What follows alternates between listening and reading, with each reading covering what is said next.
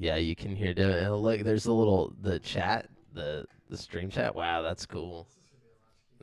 Oh yeah, we can't see the stream chat either, so let us know if shit pops off. Yeah, I mean, he'll let us know. All right, let's do this. So go probably ahead be on better. over to there, and we're gonna stream episode, or we're gonna record episode 209. 3, 2, 1.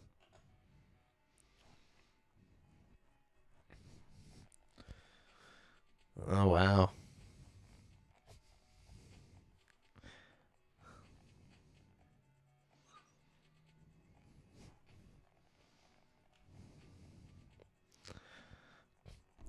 Yo, yo, yo, and hello and welcome to the 209th episode of GameSpeak Podcast. New episodes go for free feed subscribers every Wednesday in audio format on Apple Podcasts, Stitcher, Google Play, Spotify, and all of your favorite podcast platforms, as well as in video format on YouTube so you can see us in stunning HD, where we need you to hit subscribe and click that notification bell.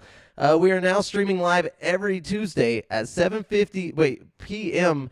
Okay, this is the weird part, guys. I'm breaking from the normal, rigmarole here. We are live on YouTube, Twitch, and Facebook right now, everywhere, and that's every Tuesday at 7:50 p.m. CST. So catch us there if you want to see it live as it happens. This show is two childhood BFFs and now a third non-child he's not he was never yes, he was a child at one point, and we were children at one point, but he is an adult, and he is now our best friend as well, besto friendo. But you can find us online at GameSpeakPodcast.com, where we need you to subscribe to our official newsletter so we can make sure you never miss an episode. Also, be sure to join the community in the Facebook group at facebook.com/group/GameSpeakPodcast to hang and talk games with other nerds like us. I'm one of your hosts, JAMAL Jafra, alongside Brent, besto friendo, Bass. Oh, what's going on, man? How's the world treating you lately? Oh, man, it's been treating me like it's me, so not always the greatest, but it's been good at the same time, just like it always is. Did you do anything exciting this week? Yeah. Which, by the way, we gotta mention Devin's here. Yeah, I thought since we threw him into the intro, it was just happening this way. Yeah. Yeah, he's the adult best friend. I don't know what that means.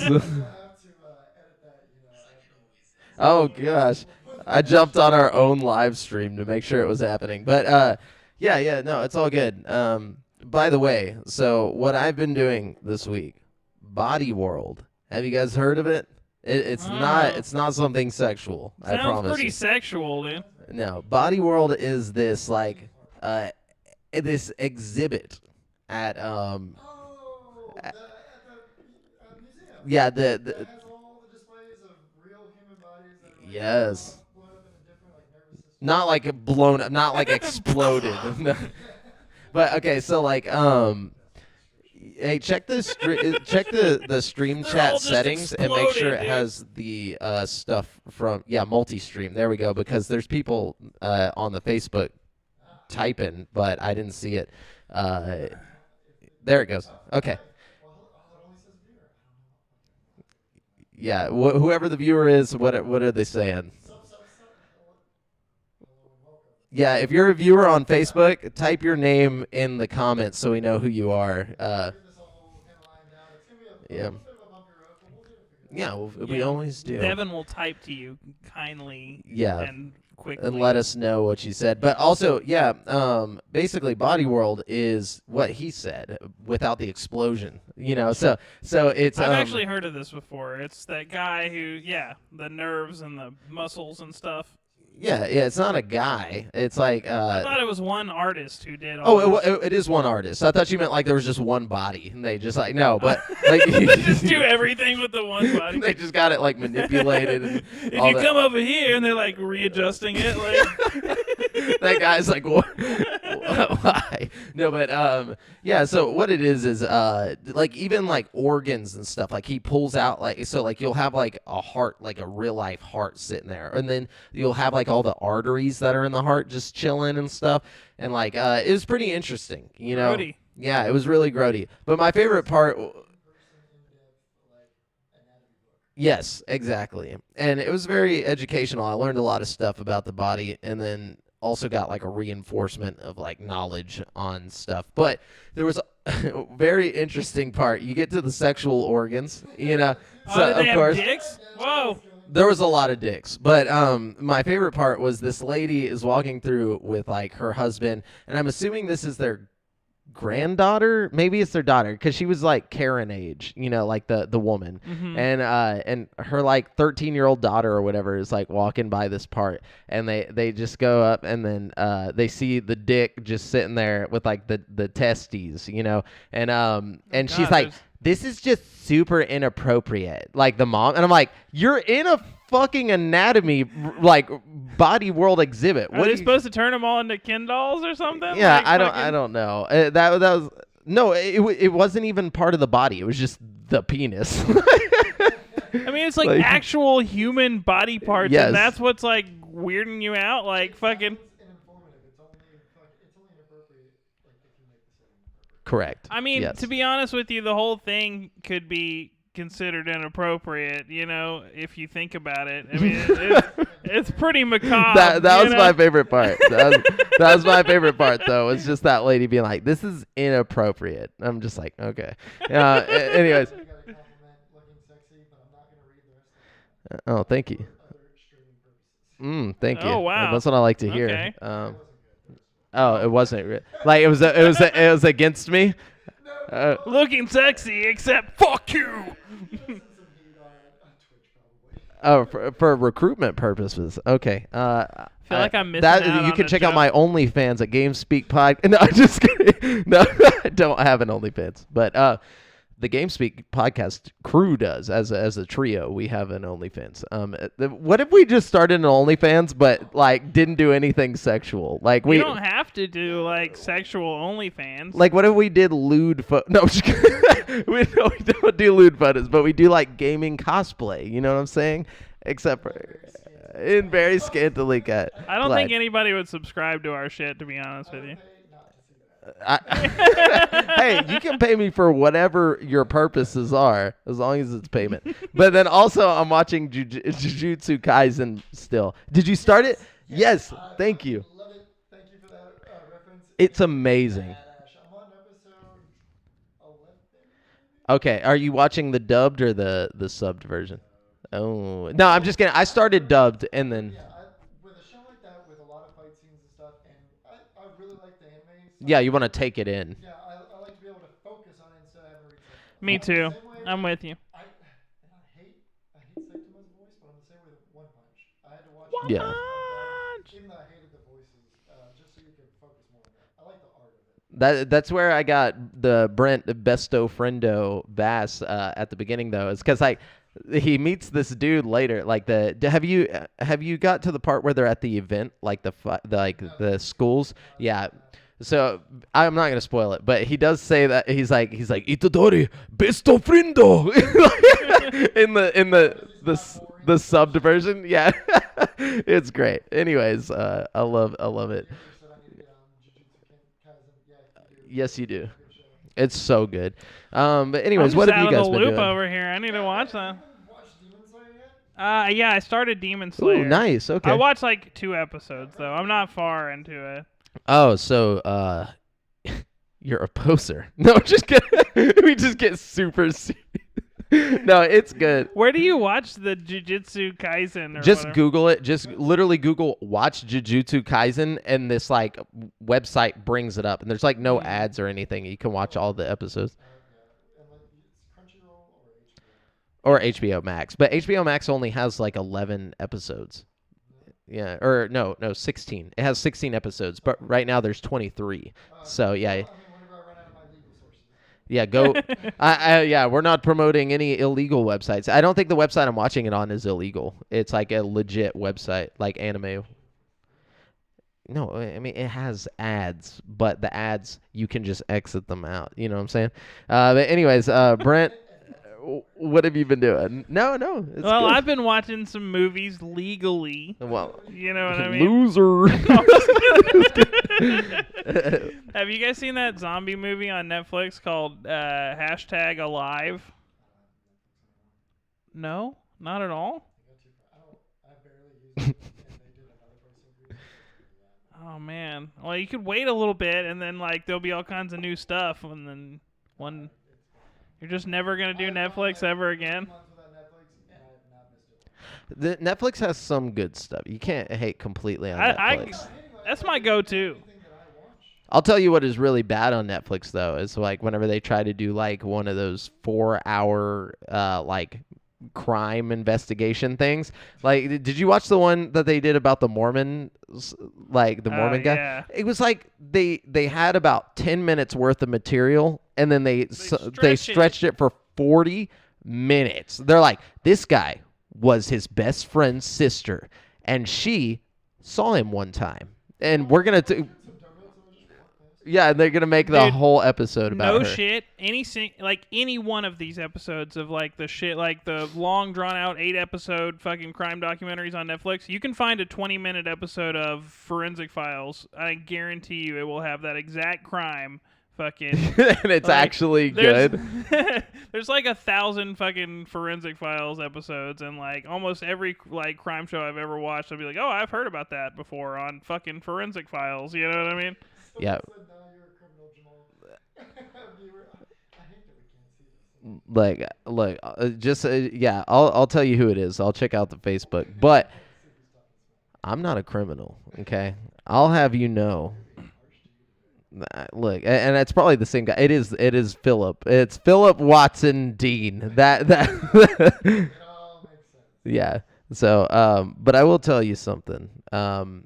No, I'm not a criminal. But anyways, Devin, what have you done this week? Or Brent, did you have more? Well, I don't know what's happening right now. Yeah, I didn't even really talk about my thing at all. We Yeah, just I'm completely sorry. switched subjects. Like, Go into it. I saw a good movie. It was called #Alive. It was about zombies. I also watched a bunch of horror short films. But the coolest thing I feel like I did this week, well, earlier today actually, my mom was talking to me, and she was like talking about her like childhood home and blah blah blah. And she was like, yeah, we used to live in Houston, and I remember the exact street and address. And I was like, oh, let's pop it into my VR app. I've got this app called Wander on, the Oculus headset, and it's like Google Maps basically. It just puts you anywhere you want in VR, And so I typed in her little address, and like it popped her right in front of her house, and she was like looking through the thing. She's like, "Oh, this is so crazy. This is so weird." And she was like going through the different times, and she seemed really into it. So I think that was probably the highlight of my week. That's awesome. Yeah. Yeah, that's actually very wholesome. Yeah. Going from Body World and ISIS, whatever was happening over here, recruitment. All right, Devin. Wednesday I watched the Snyder Cut of Justice League. What do you Oh think? yeah, the 4-hour. This is a 4 hours apparently worth watching. Well, so I GameSpot gave it a 3 out of 10. So. I only watched like 30 minutes of the original one, so I was like, you know what? If I'm ever gonna watch this entire movie, might as well be this cut that it was a lot better. Yeah. It wasn't bad, but it wasn't amazing. No, you watched all 4 hours. Yeah, all 4 hours. Did you take like a break in between, like the two, or no? You went all the way. Lazy piece of shit. You watched the- Wow. It would have been just like the last time if I wouldn't have finished it. I wouldn't have Yeah. Yeah. I wouldn't do that with movies. I don't know. Yeah. Shows, shit, but, Did you have any the slow snacks? motion was excessive. I even saw an article today talking about there's 10% of that film is slow motion. 10%. Jesus Christ.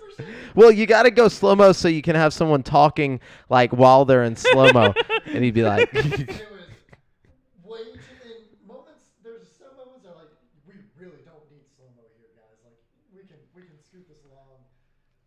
Every fight scene seemed like it was in slow mo. "Well, how else will you know it's a cool action sequence if it's not in slow mo?" Dude, But tell me the truth. Did you have snacks? What'd you have? That's all that matters. I don't really care. I mean, it was a 4-hour movie. I took a shower while watching it. Do you know what? Pantry, Lately, like when I've been watching movies that feel slow and boring like that, but I still want to finish the movie. Like, mind you, I mostly watch movies on Netflix, and I think you can only do this on Netflix. But like, if I'm like watching a movie and I'm like 20 minutes into it, and it's like an hour and a half long movie, and I'm starting to get bored, but I still want to see how it ends, I crank the speed up to 1.5 speed, and I'll watch the movie at 1.5 speed. I swear to God, it's like I don't care. I just want to see how it ends. You know what I mean? like those speed listeners. Yeah. Audiobooks. I'm serious, dude. Oh, especially with Look. documentaries, you can take in so much more info so fast this way. I'll tell you how to handle this. You just turn it off. You stop watching dude, that movie. I'm Quit swear- wasting your time. I promise you, your brain like adjusts in like less than Oh, 4 minutes. No, and, that's like, fine. So to elaborate on Justice League though, in saying that it wasn't bad, it was pretty entertaining all the way through. Like they actually went and did story development for characters that apparently they didn't in the original movie. Mhm. Yeah. And I went and looked up the differences too, and there were some pretty big changes that they made, and obviously a fuck ton of film if it wasn't slow motion. Give it a score out of 10. Yeah, come on. Give us the what we're here for. Okay, completely unbiased. I'm not a huge DC fan, but I don't hate DC. I just want to Sure. do something good with it. You know your basics though: Batman, Yeah. Superman. A 6. 6. Wow. Okay. Not 4 hours worth. I'm not putting Would 4 you hours rather into a watch 6. Infinity War or would you rather watch that again? I would rather watch Infinity War. That's real. I'm That's more messed up. Yeah, me too. I feel you. There is bias in that, but Yeah. I don't know. That's insane. That's really interesting though. Check it out. I mean, if you even almost enjoyed the first iteration, this iteration is way better. Oh, Cool. okay. I didn't watch the first one Yeah. either.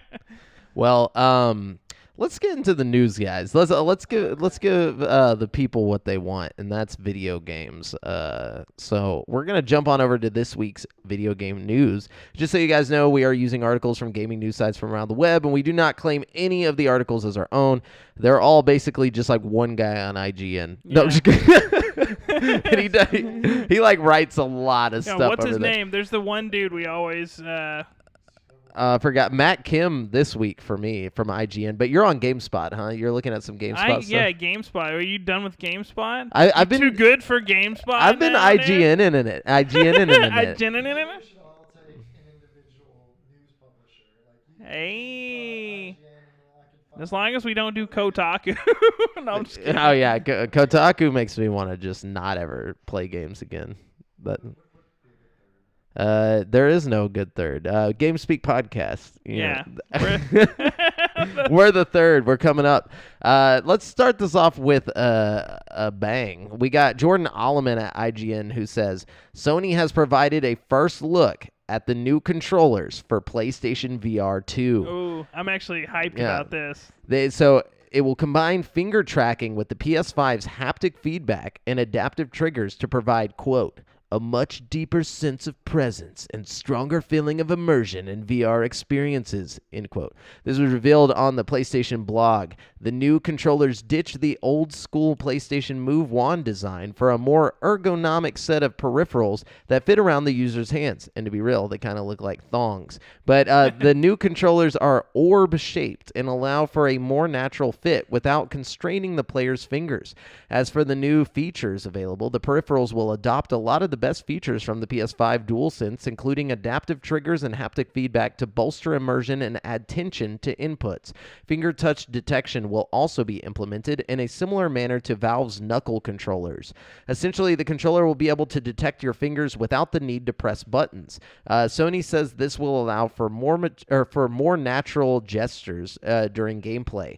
The controllers will also feature a tracking ring at their base. Flicking everybody off. No. But it says the controllers will also feature a tracking ring at their base and will be tracked by the PSVR 2 headset instead of the PlayStation camera. Each side features an analog stick, a grip button, a trigger button, and 2 input buttons. The left controller also has a create button, whereas the right controller will feature the options button. Sony says that prototypes of these new controllers will be in the hands of the development community soon, adding that there's still so much to share about the next gen of VR on PS5. So that article had to read through the whole thing because there's lots of tidbits in there. Yeah, this is exciting. You know, as most of the listeners know, PlayStation VR was one of my first VR infatuations. You know, Yeah, it's what got you started. I know PlayStation, knows what they're doing. As ergonomically, their headset is still probably the best feeling on your head. You know what I mean? There's all kinds of things PlayStation's got going for it. You know what I mean? Yeah, that's I honestly don't know much about VR, so this is you and Devin type thing here. They could have released the fucking create your own controller out of fruit for the PSVR 2, and it would still be better than I don't know. The Move controllers, I feel like had some kind of weird I guess they're just sticks. Never mind. Yeah. They didn't have analog or anything on it. So No, they had a direction. no, they didn't. What? They didn't have shit. Literally, Oh. how you walk in most first-person shooter games on no. Listen, how you walk in most first-person shooter games on PlayStation VR is you point the controller in the direction you want to walk, and you push the move button, and you'll walk that way. Wouldn't that be analog stick? No, you literally hold the controller out, and you if you want to walk that way, you point your controller that way, and you push the button. Oh, you press a button. Yeah, and okay. you walk on there's on literally a track, yeah, basically. no, not necessarily, because while you're walking, you can move, you can point that way and start walking that way. You get to this point where you're basically guiding yourself. Imagine you're holding an invisible dog on a leash, and he's pulling you, and you're guiding him where you want to go.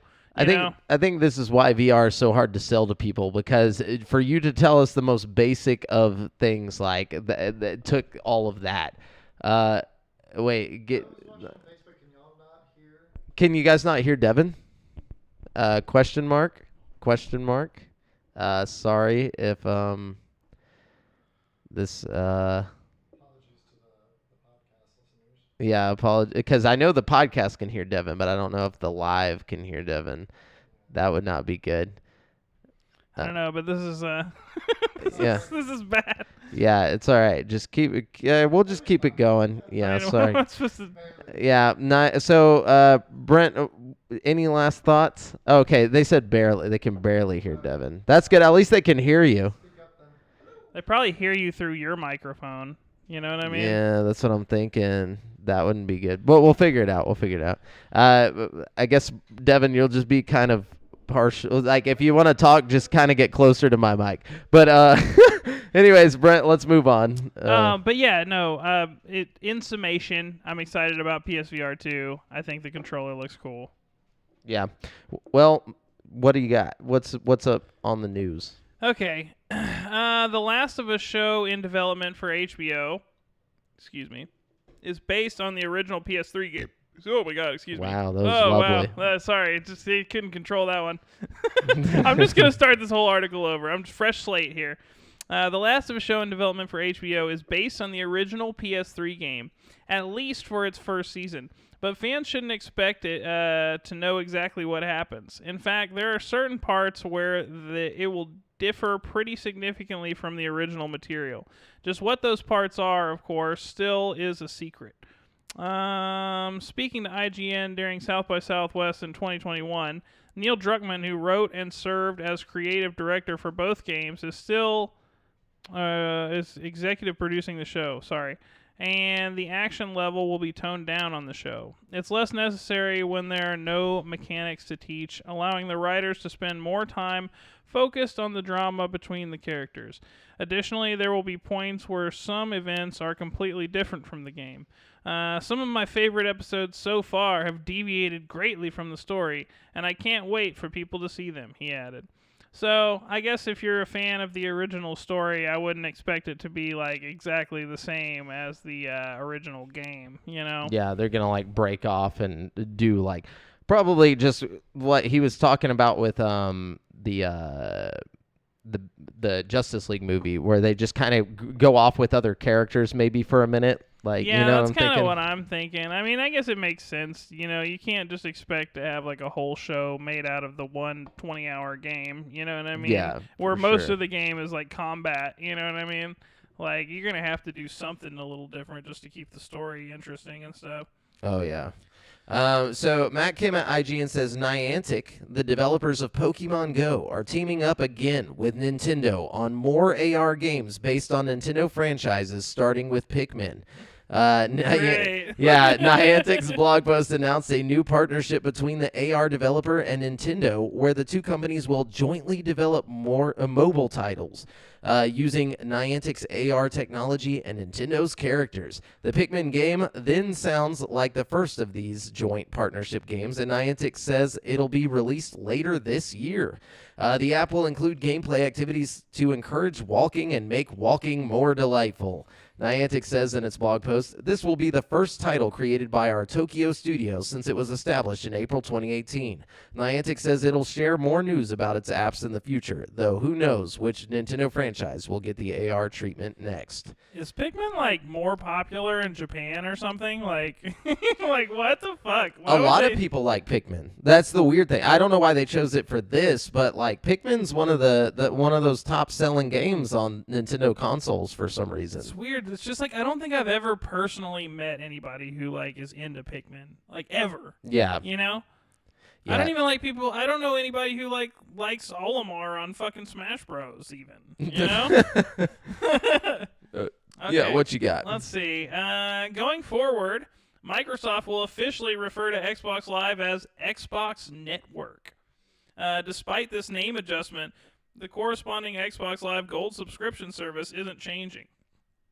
You'll still need it to play games online. Instead, Microsoft says that the name change is just about helping to separate the overall network from the subscription service it offers. Microsoft reporter Tom Warren was among the first to notice the change.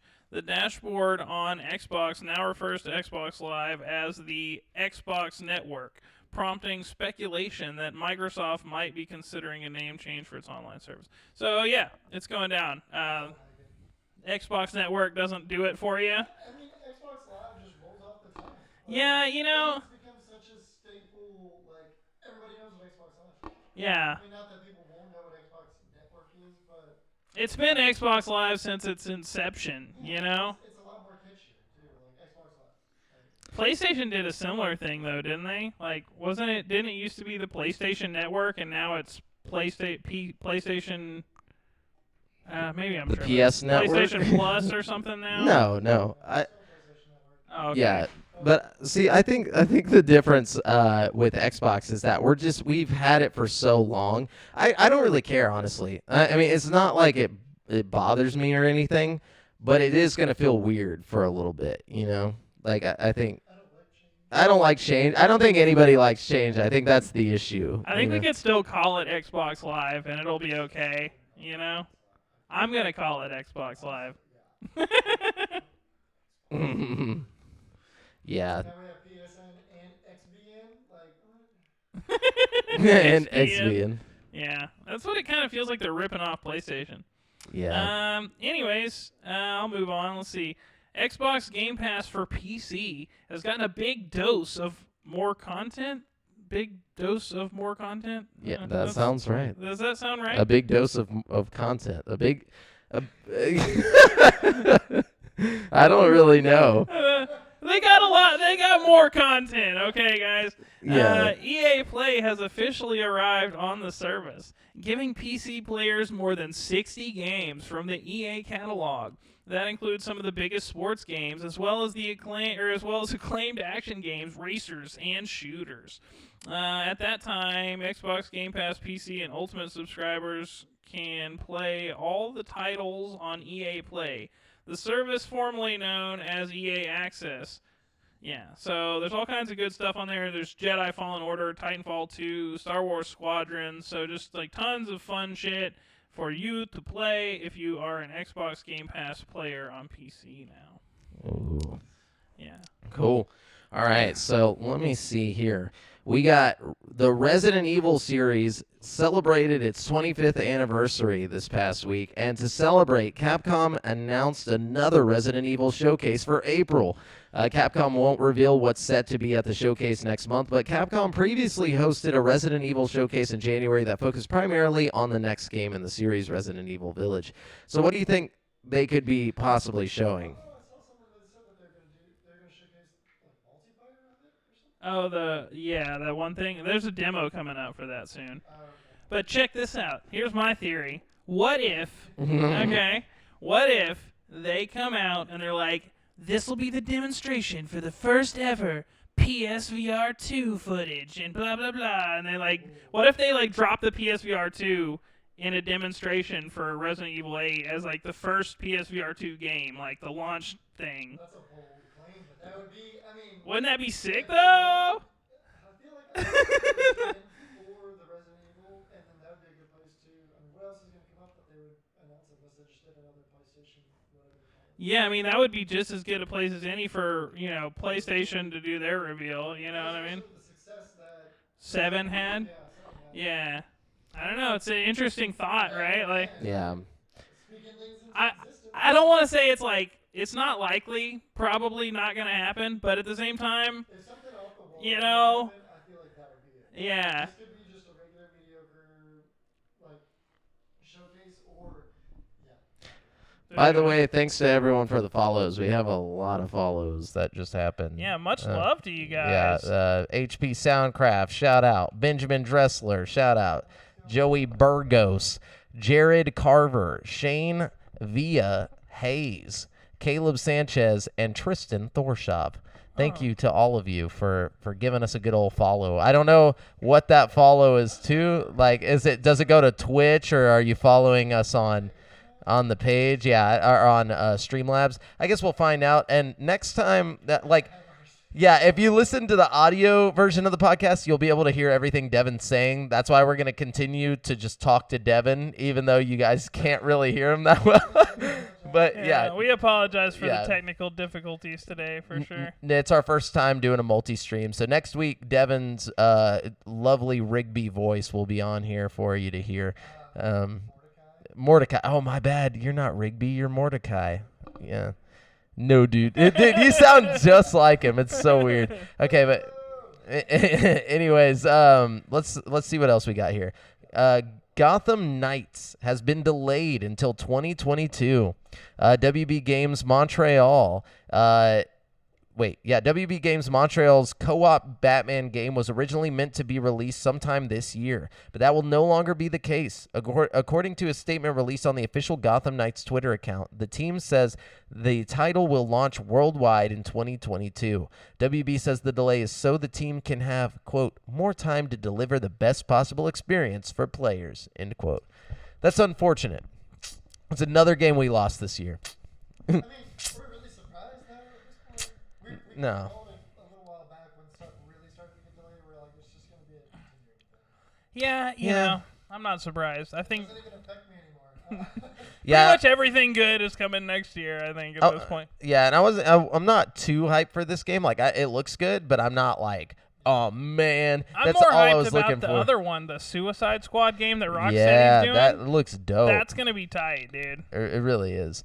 Really is. Brent, what you got over there on the news? Okay, it seems that Battlefield 2021 might be revealed this May, according to a reliable source on these matters. Ooh. GamesBeat reporter and frequent newsbreaker Jeff Grubb said on a recent podcast that the next entry in the Battlefield series... I'm sorry, what? Hold on. Said on a recent podcast that the next entry in the Battlefield series, why may or may not be Battlefield 6, sorry, they're writing these terrible today, will likely be revealed in May 2021, though he says it's not a sure thing. So if you're a Battlefield fan, May is probably the hot month for news on that. So Okay, yeah, I'm excited. I love Battlefield, honestly, and plus they're hyping it up like it's going to be a throwback to the good Battlefields. yeah, they're saying it may or may not be Battlefield 6, which makes me think it's probably going to be like Battlefield Hardline or some kind of spin-off type thing where it's like not like a modern Battlefield kind of game, you know? Yeah. Please just give us a modern Battlefield. I just want a successor to Battlefield 4. Like that's all I want. Battlefield 1 was good. We're not going to talk about 5. We're definitely not going to talk about fucking what was the cops and robbers bullshit. No, Hardline sucked ass. And you're right, I didn't like 5 very much. I'm glad I'm not the only one who just wasn't a big fan of 5. And Battlefield 1 was the shit. I agree with you on everything you... Beautiful. I'm not into the older wars. Like that's my thing. Wow, you don't like the old wars? Get out of here. No, I'm just kidding. Just kidding. No, I've been waiting for a follow-up to Battlefield 4, or even a return to fashion, like do a Bad Company again or something. That'd yeah, be cool. Bad Company was cool. I remember playing a lot of Bad Company too. Yeah. Good times. So Adele Anchors at IGN says a professor has named 3 new species of beetles in Australia after the Pokemon franchise's legendary birds Articuno, Moltres, and Zapdos. According to the Eastern New Mexico University, Dr. Darren Pollock and Yoon Hisao collaborated on a paper to document the beetle discovery and describe the new species for an upcoming 3rd edition of Australian Beetles. The duo examined the specimens and decided to officially name them Binburum Articuno, Binburum Zapdos, and Binburum Moltres, after the Pokemon Articuno, Zapdos, and Moltres. Pokemon fan and PhD student Yoon proposed the idea of naming the beetles after the legendary birds because he wanted the monikers to refer to the rareness of the species that only have a few specimens. The other scientists were like, yeah, whatever. Admittedly, the beetles aren't quite as brightly colored as their animated namesakes, but they are described as being distinct, as they do have a very slight color variation between them. Much like Pokemon's legendary birds, the trio of beetles can be easily identified from one another. But yeah, so it goes into that. But as Yoon says that he was an aspiring Pokemon trainer when he was young, and so because of the rarity of the specimens of the 3 new species, he suggested that we name them after the 3 legendary bird Pokemon. I thought that this was a great idea, and so the new species, which was unveiled to the world in 2020, are, yeah, and then he goes on and names them again. But Next week, it's like, scientists sued by Nintendo.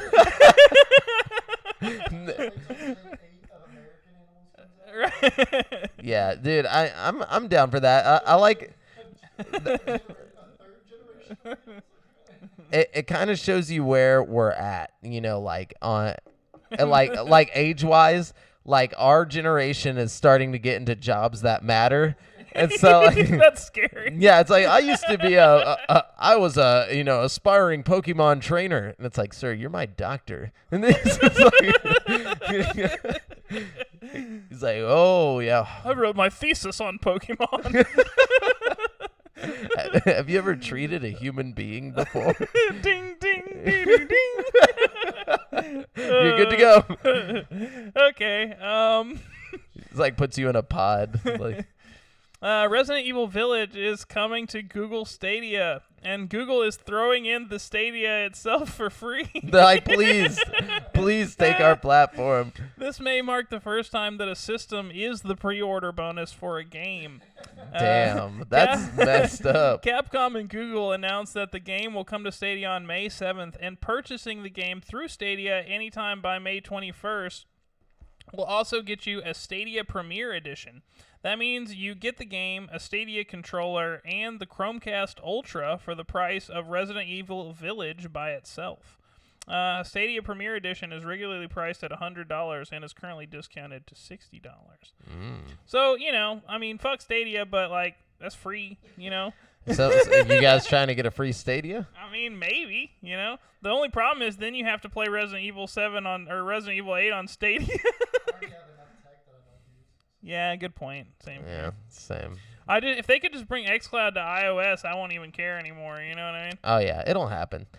Speaking of Xbox, Matt Kim at IGN says ID at Xbox, Microsoft's Indie Games Wing, is teaming up with Twitch to host its first indie showcase on March 26th. Xbox is promising over 100 games at the event, including new debut trailers and gameplay for titles like Stalker 2, Second Extinction, and more. The ID at Xbox Indie Showcase will premiere on Friday, March 26th at 9 a.m. PT, 12 p.m. ET, and will be hosted exclusively on Twitch. They're promising over 100 games total from indie developers worldwide, including from well-known developers like Devolver Digital, Drinkbox, Curve Digital, and more. Over 25 game reveals and gameplay trailers will also be at the event, though Xbox only names a handful, like the Stalker 2, Second Extinction, The Ascent, The Wild at Heart, Void Train, and Exo 1. So you played Stalker 1, right? Yeah. You liked it, right? Yeah, it's one of those things where it's like it was way ahead of its time, but you can't go back and play it now. It doesn't hold up at all? No. But not even a little bit? There's like it holds up a little bit. Because I feel like Fallout 3 holds up really well. And it's a older lot of than people that. compare it to Fallout. It's like if you took Fallout 3 and like made it in the Counter-Strike engine. Oh, okay. Yeah, like just think of that. And I still kind of want to try it, but like I don't want to spend a lot of money on it. I want to maybe get it on a sale. I think it's like super cheap. It's like if you went and got it now on Steam. I would definitely buy it for a few bucks. I need another old game. I feel like I've been really enjoying go back and playing the old games that I've kind of missed out on growing up, you know, like the vampire game that I played recently, Bloodlines. Yeah, I would compare it to that. You know? That was really old and janky. It was almost like if the game itself wasn't so good, it would have been like unplayable. You know what I mean? Just like most games from back then.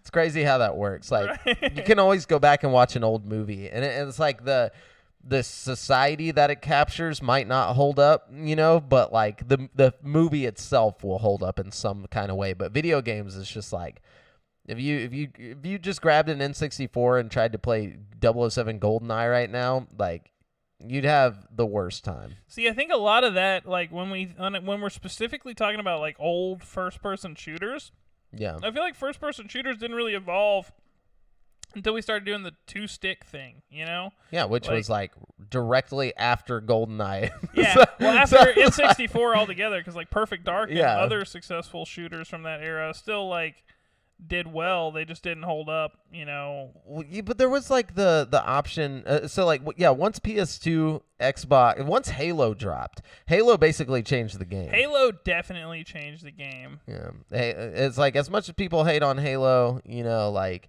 Halo changed the game. Halo found a way to make like the dope games like Half-Life and stuff that you are comfortable to play on the computer. PC, yeah. You know, like playable on a console in a fun, you know, engaging way. Yeah, totally. That's what it is. Yeah. Because with Halo, left trigger was throwing grenades originally, right? Like, and you click, yeah.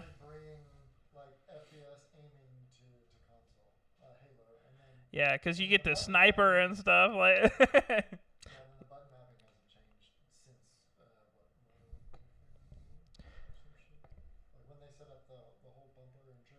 Yeah.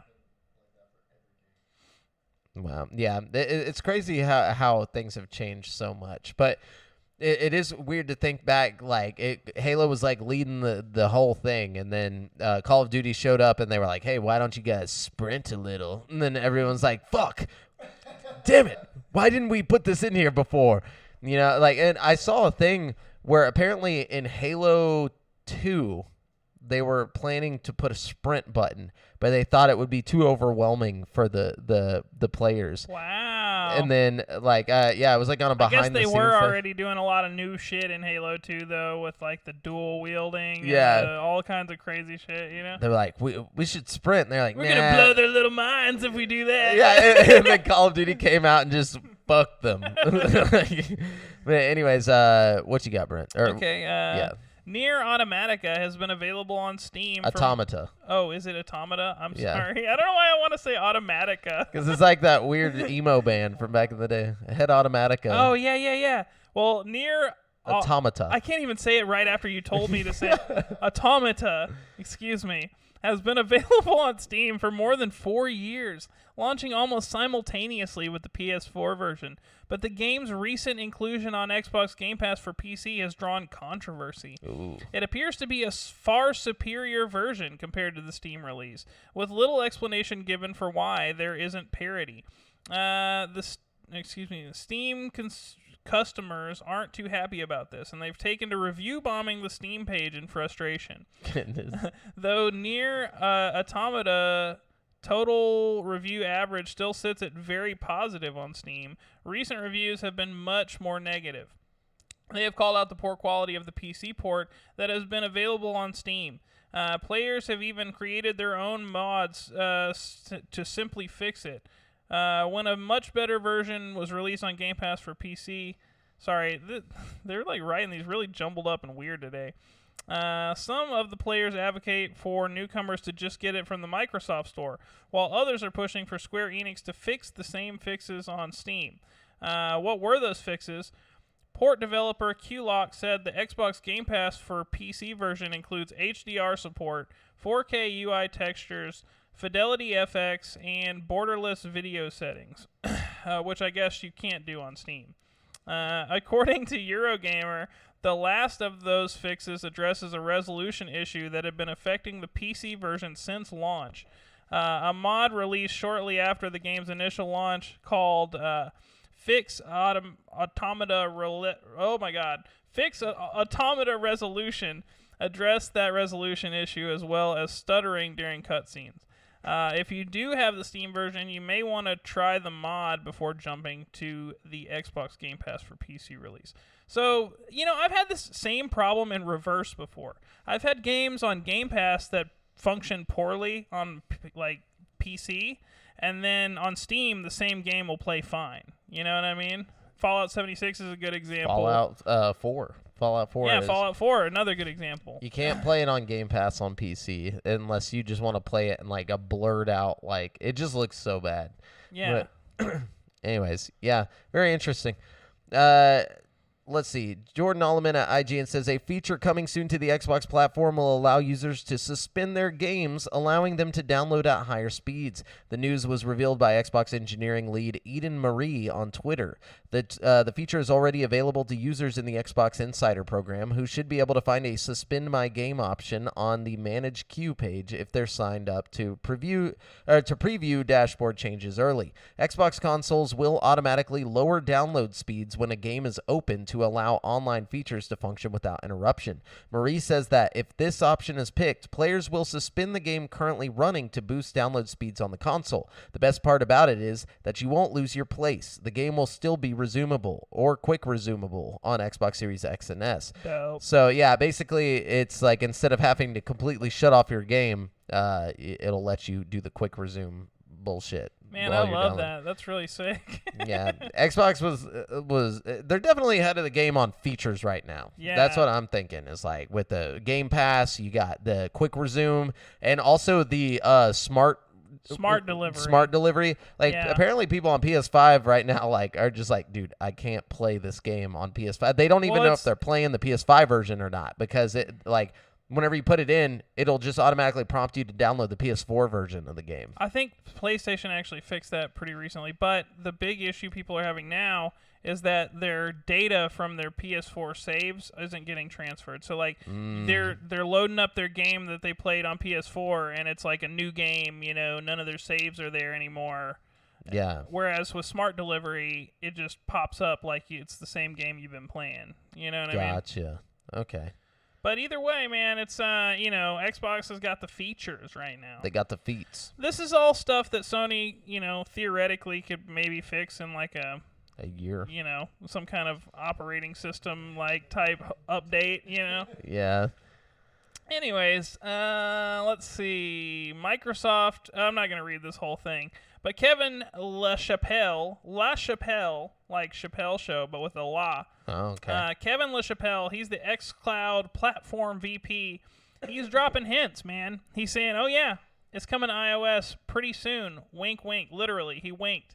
Yeah, and that's this whole article. It would be a long-ass article telling you exactly that. But basically, he's dropping hints, saying it's going to come pretty soon. So I think... Good.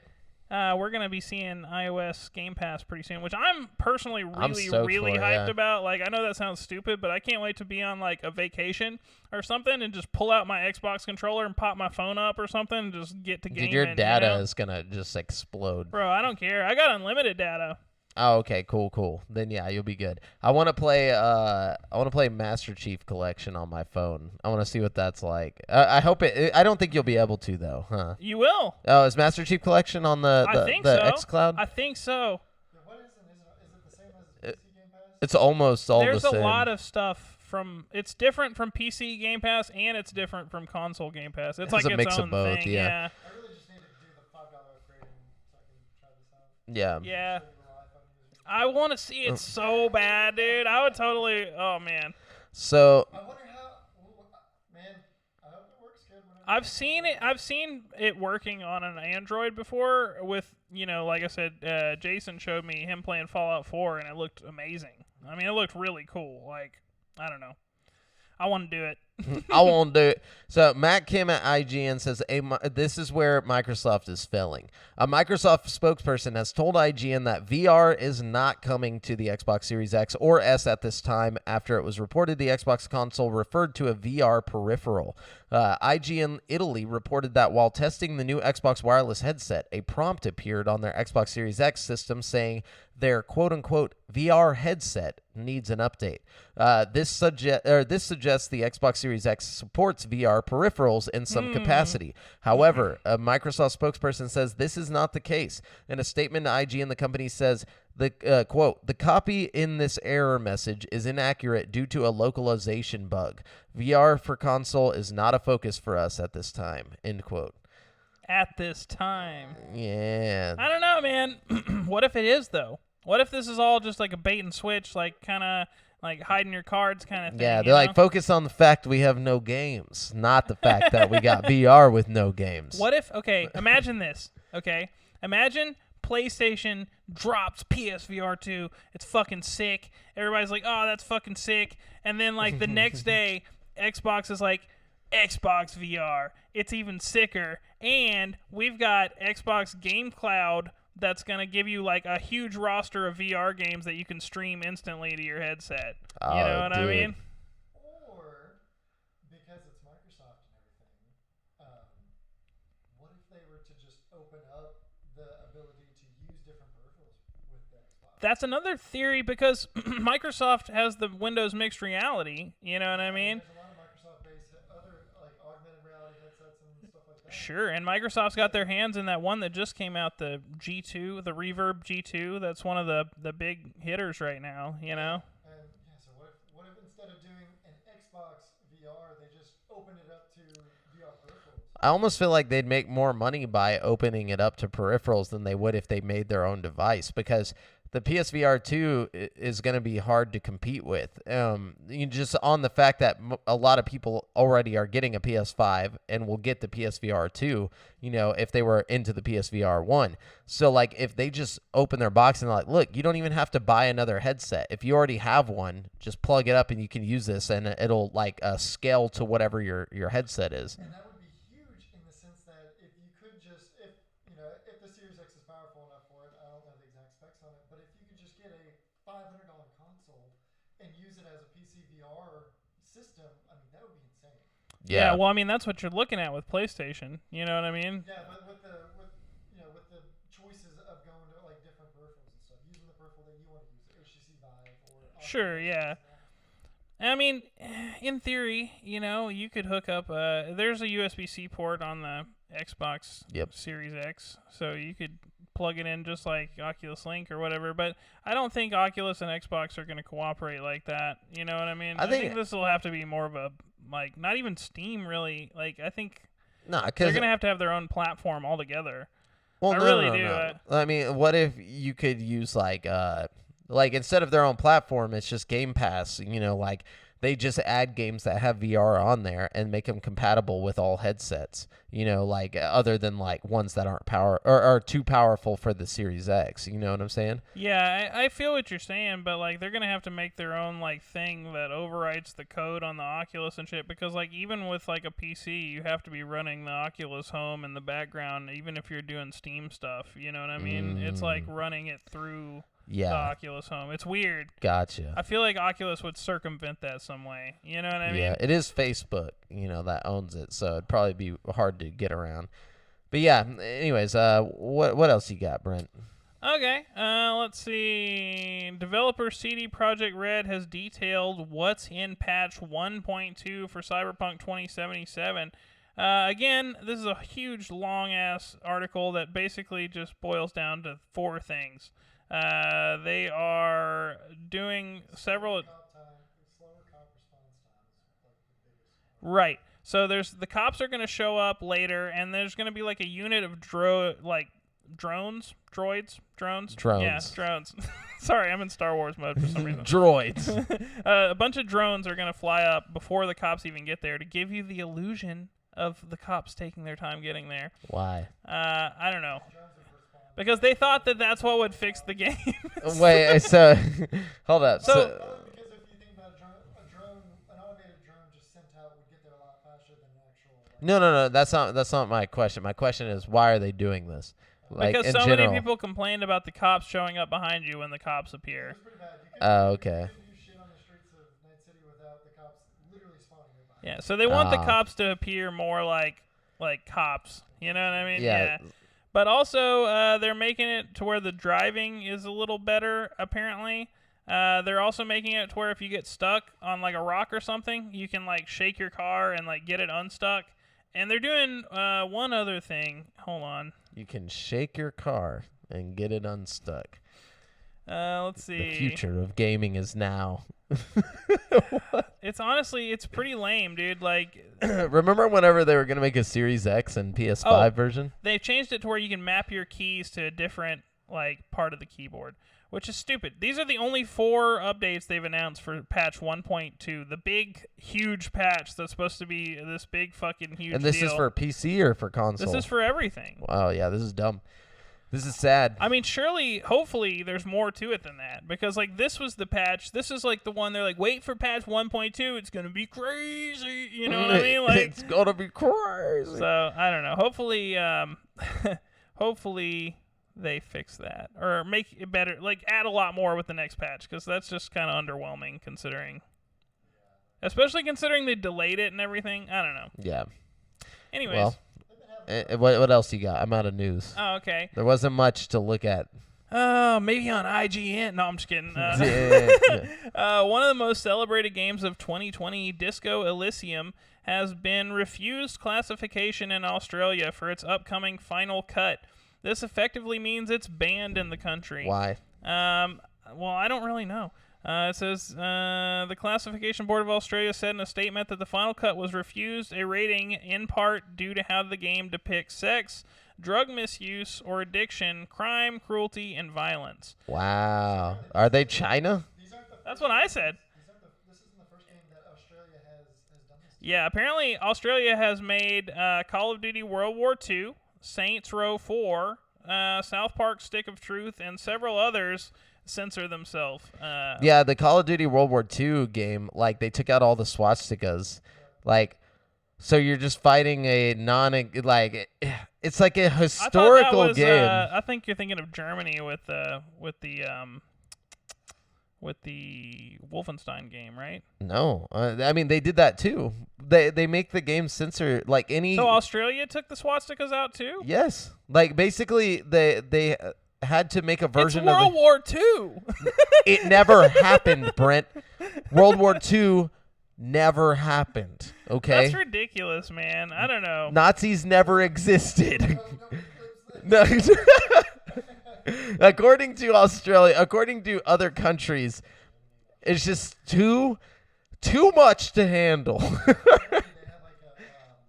some kind of board that like does these ratings for games. Bro, they need to calm down. Australian adults can have these games It's the same for Germany, though, right? For Wolfenstein, they took the swastikas out, and like Hitler doesn't have a mustache.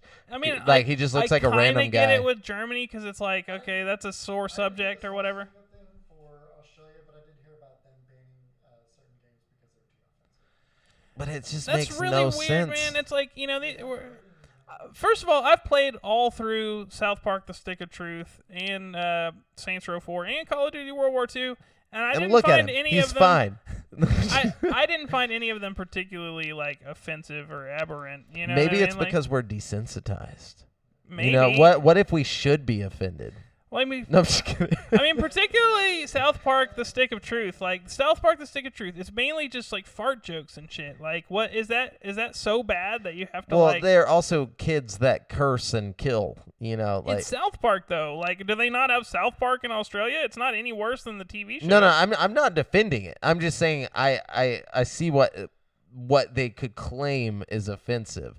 But it's I just also feel an like- M-rated game, so it's like kids shouldn't be buying it in the first place. You know what I'm saying? It's like it's no, but adults should like. No, they yeah, that's shouldn't what I just, like mean. say, okay, nobody gets to have this because it's like. that's what I'm saying. It's Yeah. rated M. Why are you censoring a game that's already rated for adults? You know, like Yeah. what? Well, what they have to rate it in Australia. That's the whole point. yeah, you know? it's like, The ratings board is like super sensitive. they're just like, no, this is That's too the much. thing about. Look it up and find more details on it. At least E ESRB will just slap an AO and it's like, okay, do what you will with it. You know, like you might not be able to like sell it on major storefronts or whatever, but at least you're not just like completely shut down in the whole state. You know what I mean? Like, Yeah, that's so crazy, dude. Like, it's like if you wanted to make something and like just completely be yourself and make a game that you created, they could be like, nah, this art is too much. Yeah. You know? Okay, so one example, Australia banned a game because you could use marijuana. It's the reason why. Yeah, that's too much, and bro. see, you know what really kills me is like I guarantee you there are games where you can use marijuana in Australia that just slip through the cracks that they're not even thinking about. Yeah, you what know? about like Saints Far Row Cry 2? and stuff? You know what I mean? Like, What about Saints Row 2? I don't know. Saints Row 4 is one of the ones that got banned. So Oh, okay. Yeah, maybe they just changed their ways. They're like, weed? Nah, bro.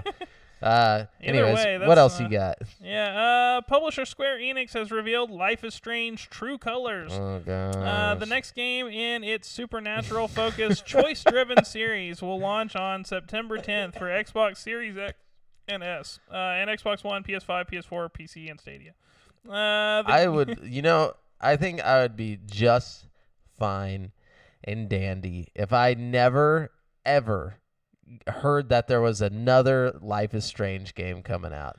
I don't know why. This game pisses me off. The first one was fine. Okay, whatever. Cool. Good game.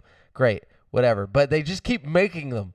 And what did you dislike about the other games? they're so cringy and Like, bad. have you actually played any of the Life is Strange games I at even all? played the one with the two little like Hispanic boys that are like they lost their dad because of me, but like I made a bad decision in the game. So you played through the whole. I didn't Life play is through the whole Strange? thing because I got so bored. I was like bored to tears. Like it was that bad. Like I was literally crying. What I'm thinking is Jamal does not like the outcomes of his decisions in games. No, it's just the game was boring. It was so boring. Mm-hmm. And then the first one I tried to play through with my girlfriend, and she got bored too. Like the story's just not that good. Like I beg to differ. I'm sorry that you have terrible taste and just fucking, Me for a 30 minute have you? game. Never play a game like this. Oh, okay, well then you're on my side. Just Okay. because you don't like that style of game doesn't make it a bad game. Just because you don't like something doesn't make it bad. You know what I'm saying? I was going to preface that with saying that I do not have an opinion on this. Okay, thank you. Okay, look, let's. Yeah, I'm not even talking to you. I'm talking to Jamel. Okay?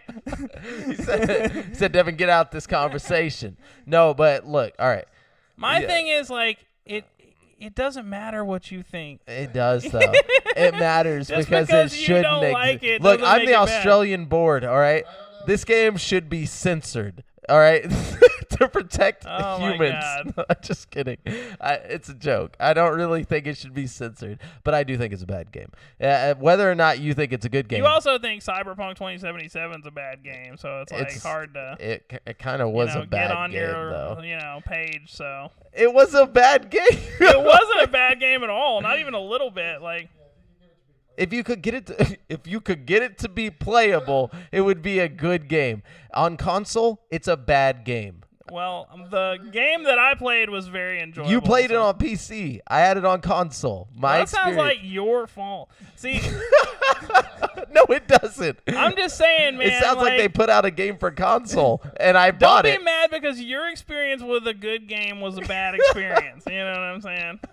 Don't have opinions because yours was bad. No, that's not what I'm saying. Have your opinions, but don't expect everybody to I know. just I jump don't on expect your... everyone. Hold on. I don't expect everyone to agree with me. That's why I bring it up, because I want people to know my opinion. My opinion is that game that you dislike shite. everything. Yes. Yes. Okay. A lot of games. Yes. Life is Strange: True Colors coming September 10th. Let's see. Oh, another game Jamel hates. Crystal Dynamics has delivered its long-term roadmap for Marvel's Avengers, laying out the upcoming content so that players have more of an awareness and understanding of what the future of the title will entail. Excuse me. Look. I just gotta say, most of these games that I'm saying are bad. There's a huge population that agrees with me. It's not like I'm just saying it for every game. Yeah, but like, have you really played Marvel Avengers at all? Ever? No, I have not. Okay, that's what I'm saying. But like, I never said it was a bad game. That's the difference. It's like I was just like, yeah, but you I make a wouldn't point play to it. like cast, like Cast your fucking juju. shadow over it every time it's brought up. Yeah, it really is to get a rise out of Brent, because I know it Okay, makes well, him mad. our listeners don't understand that. You know what I'm saying? It sounds like you just like hate everything. You know what I'm saying? I'm serious. Like, Hold on. Sometimes it can be. It can be a bit much. I'm sorry. Or could be from how Brent said, like people fresh. They'll listen. They're like, wow, this guy. But Brent likes every game. So, like, what if we have the opposite thoughts? You know what I'm I saying? definitely don't like every game. Yeah, we're going to have to. The Medium fucking sucked ass. That's impossible to be used as a point, because that game is just so bad Lots that of if you people liked it, claim you'd probably they like be the fucking Medium. checked If you into go a mental online- institution. If you go online, plenty of people act like they enjoyed that fucking game. That's like, true. That's true. A lot of reviewers claim to like that game, but I think, which makes no sense though, because the game was really bad. All right, there's like no redeeming qualities to that game. If we didn't have this dynamic, though, if we being a Debbie Downer and Brent, loving every single game, then the show wouldn't be as That's what I'm saying. What if we just agreed on everything, Brent? What if No, I'm not saying we have to agree, but you don't hear me talking shit. See, that's the problem. I don't dislike any of these games. Exactly. But it's like you don't hear me talking shit every time you bring up something I don't like. You know what I'm saying? That's because I don't get a rise out of it. That's like if you were to be like, I hate that game, I'd be like, wow, Brent hates a game. Well, I'm glad you get such a fucking It's just funny great 'cause kick you out of just- getting a rise out of me. Fuck you. Okay. The ultimate. Marvel's Avengers has a game plan. Black Panther's coming. Other stuff too. I don't Okay. fucking care. Ubisoft has revealed that the first major expansion for Assassin's Creed Valhalla, titled Wrath of the Druids, will release on April 29th. The expansion sees you travel to Ireland, explore and smuggle your way through the haunted beauty of Ireland as you gain the favor of Gaelic kings and confront the druidic cult of the Children of Danu. Ubisoft writes in a blog post, this expansion will be available as a standalone purchase or as a part of the season pass. Okay. Let's see. I also saw something that there isn't Spider-Man in the works for the Avengers game as well. No, not anytime soon. Yeah. They said that it's not coming until they don't know when it's coming. They said it won't be until next year. If Wait, Spider-Man like leaving the PlayStation? No, like Spider-Man was supposed to come as a PlayStation exclusive, like extra character to the Avengers game, but he never. I thought he came with it. I thought Spider-Man was already in the game. No, they never put him in. What the fuck? Not yet, anyways. But that was like the whole selling point, though, I thought, was like, because it's multi-platform, but on PlayStation, you got Spider-Man. Right? Weren't people pissed about that? Like, Yeah, people were pissed, but it never happened. And it never happened. Yeah. Okay, well, that's interesting. So everybody was mad for no reason. I guess. Let's see. Alongside the announcement of Life is Strange True Colors, they announced Life is Strange and Life is Strange Before the Storm are going to get an Ultimate Edition, so it's going to have like enhanced visuals and stuff. That's also going to launch on September 10th. And if you buy the Ultimate Edition of True Colors, it actually comes with it. So you'll get basically like 3 games for the price of 1, which is pretty cool. Let's see. We talked about Sony VR controllers. Oh, okay. Although Square Enix never announced it, the Tomb Raider Definitive Survivor Trilogy has launched on PlayStation and Xbox just ahead of the publisher's big news event later today, March 18th. Just as the leak said, the trilogy comes with definitive editions of each game in the new trilogy. It's only $20 right now, but it'll go up on April 2nd. So if you want all the Tomb Raider in your life for only $20, I would get it before April 2nd. Let's see. Sony has announced that for its Play at Home 2021 update, 10 PS4 and PSVR games will be free to download starting March 25th. The list includes an assortment of titles from indies like Abzu and Enter the Gungeon to VR experiences like Moss and Thumper. The most enticing games on the list, however, is Guerrilla Games' Horizon Zero Dawn. The complete edition will be available for all PlayStation 4 players to download from April 19th to the 22nd. That's just 5 of the 10 available titles. Other games on the list include Res Infinite, Subnautica, The Witness, Astrobot Rescue Mission, and Paper Beast. In addition to the 10 available PS4 and PSVR games that can be downloaded for free, Sony has also partnered with Funimation for an extended 14-day trial that's available until April 22nd. New users who take advantage of the 14-day trial will also get an additional 3 months for free. Sony unveiled the Play at Home initiative in February, making the 2016 Ratchet & Clank reboot free for all PlayStation 4 and 5 users. Players can still download it until March 31st. So that's a lot of free games. I would definitely get on that. Yeah. That's they got Subnautica on there. Yeah, that game yeah. sounds fun. No, That's yeah, what I got. But I think that would be tight though, like to play in VR. Even though I think it would be terrifying. That's the only way I really want to play it, to be honest with you. Like, I know it'd be horrifying, and I might not even be able to do it once I get down past like the brighter levels of the water. You know? Don't you have access to it though? It's on Game Pass, so I'm not sure if the Game Pass version will go into VR or not. I haven't tried. I want to say I looked it up several weeks ago. I don't think you can play any titles on Game Pass PC that are VR capable. Well, you can, because Microsoft Flight Simulator. I know people have done Flight Simulator, and it works. Really? You know? Yeah, you're gonna have to test it out. Cause I want to try it. And I know No Man's Sky, I think, is on... You can't do No Man's Sky? I know that for a fact. Okay. That was the one that I tried to play VR off of Game Pass. Yeah. Dang, that sucks. Yeah, I was super bummed about that. I think I read somewhere that somebody did the Tetris game in VR somehow off of... I have no idea. But Tetris Effect isn't on Xbox. Tetris Effect Connected is, apparently. Oh, okay. But I Some don't know type if of it's the same game at all. I don't even know, to be honest with you. I don't know. Strange things. All right, so we're going to jump on over to this week's releases, where I'm going to let you guys know which brand new games you can get in the next 7 days, starting with Hell Breachers, which I'm going to wait till Devin gets the little video up. All right, we're good. It's called Hell Breachers. It's coming to Switch, Xbox One, PS4, Series X and S, and PS5 on March 24th for $4.99. Journey deep into hell and back in Hell Breachers, a retro-styled side-scrolling action-adventure with robust character creation and RPG progression. It's so much. Almost like a Terraria knockoff. Yeah. It's it really does. Then we have Tales from the Borderlands coming to Switch on March 24th for $24.99. Tales from the Borderlands is a game by Telltale Games that takes place in the Borderlands universe. What a description. But yeah, so it's like basically like the Wolf Among Us, but in Borderlands is what I'm assuming. But then we got Paradise Lost coming to PS4, Xbox One, and PC on March 24th. For $14.99. Walk the fine line between destruction and creation in Paradise Lost. In an alternate history version of World War II, you're faced with the choice of staying on the surface or retreating underground, where world-changing secrets await. Okay. I always like alternate history war games, you know?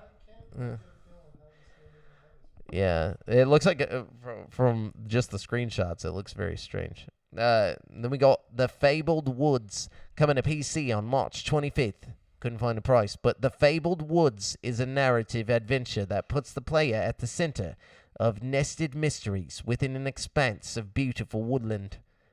And then we have Body Quest coming to Switch on March 25th for $5.99. Body Quest is an educational adventure for kids about the human body. It's not what Body Quest sounds like, but yeah. Body World is where I went, not the Body Quest. I don't know. It sounds sketch for Switch. Yeah. Sounds sexual. Yeah, it really does. No.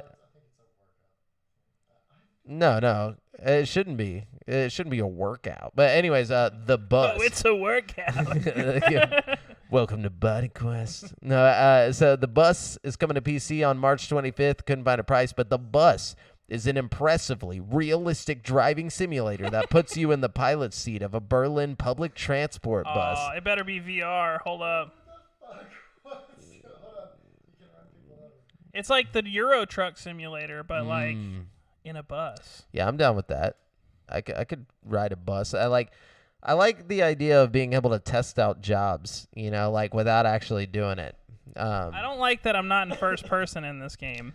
You know? Yeah, where's my view of the driver's seat? I want to see the whole cockpit. I want like weird, quirky characters to get on my bus at every stop and like throw their fare in. You know, like crazy things to happen. Yeah, like hobos start fighting and stuff. Yeah, dude, that's what I want. The real bus experience. Yes, dude. You know, apparently whenever they were setting up Super Nintendo Land or whatever, like the theme park, they created it all first in VR and like tested it out like to see how it would go. I was like, that's so interesting.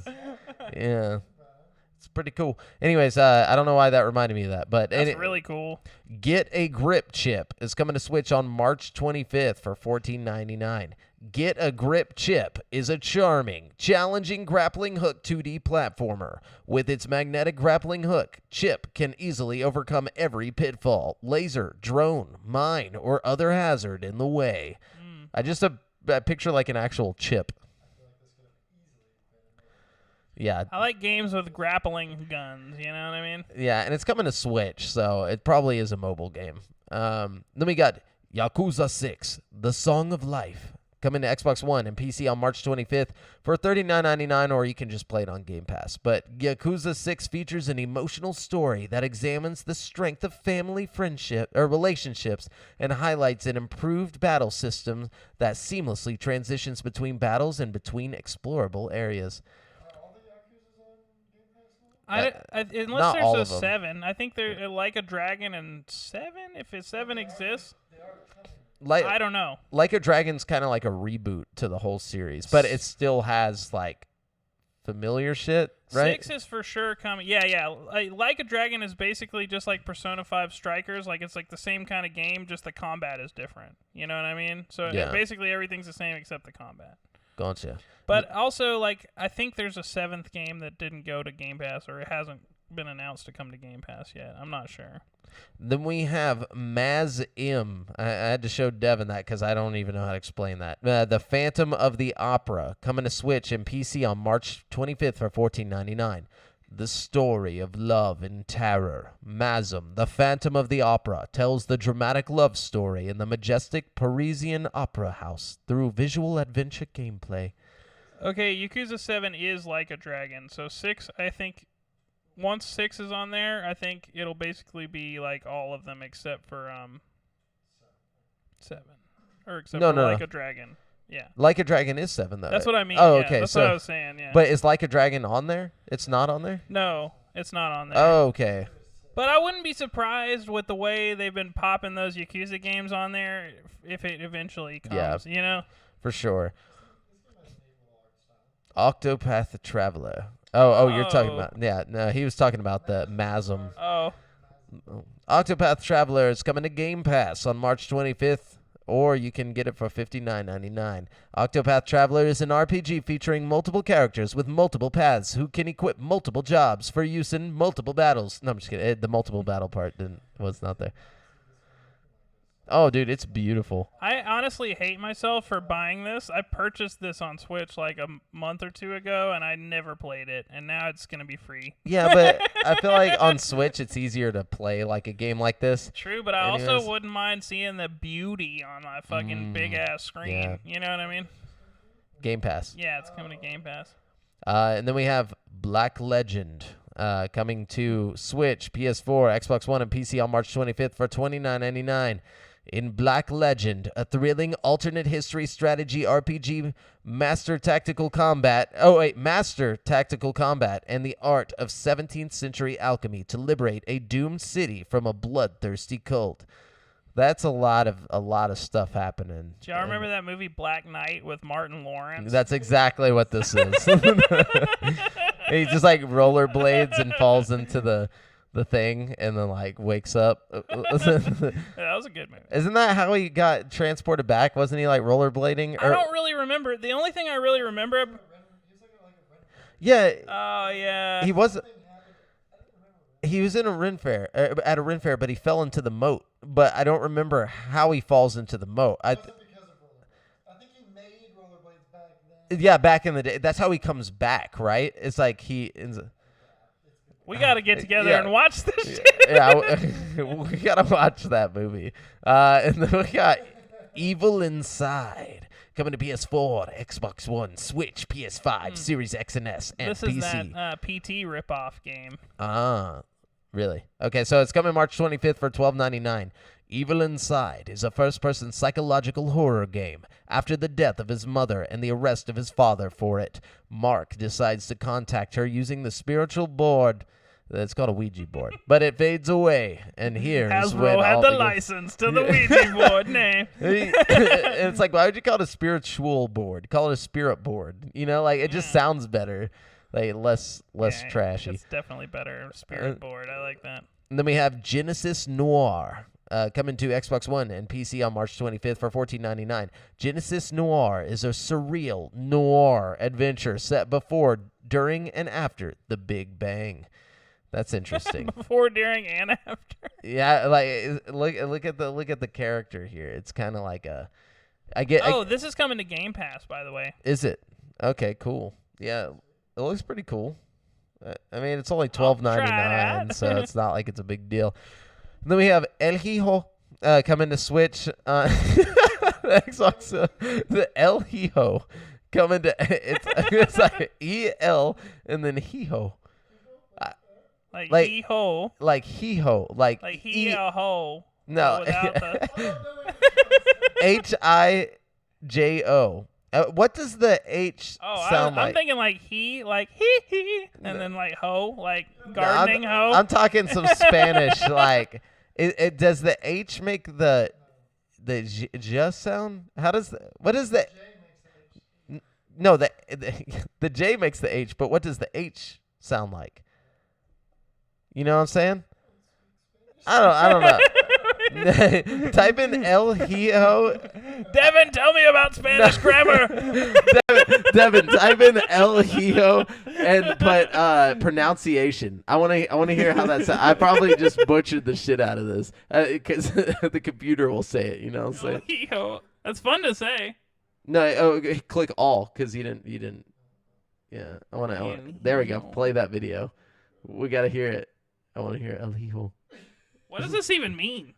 The word for son is El hijo. Oh, so you don't say the H. Hijo. Okay. But I was saying El Hijo. So El Hijo. El Hijo. Yeah, okay, so Oh, El Hijo. All right, let's go. anyways, in the it's coming to Switch, Xbox One, PS4, March 25th for $19.99. In the compelling non-violent spaghetti western stealth game El Hijo, you guide a 6-year-old boy on his quest through the wild, wild west to find his mother. Every time people say spaghetti western, I imagine a bunch of people in a saloon all eating like meatballs and shit. Like, It's like it's a genre of film, like spaghetti westerns. I guess it's like old school like western movies, like with John Wayne and shit. You know, like that's a spaghetti. I don't know where the spaghetti comes from. maybe like a bunch of lanky dudes. Like I don't know. Like I'm really confused because they don't eat spaghetti in western movies. yeah, figure that regularly. out, Devin. That's actually more important.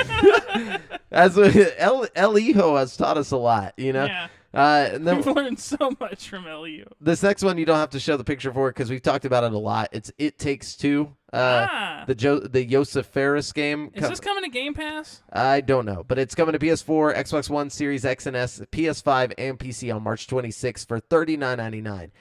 It Takes Two is an innovative co-op adventure where uniquely varied gameplay and emotional storytelling intertwine in a fantastical journey.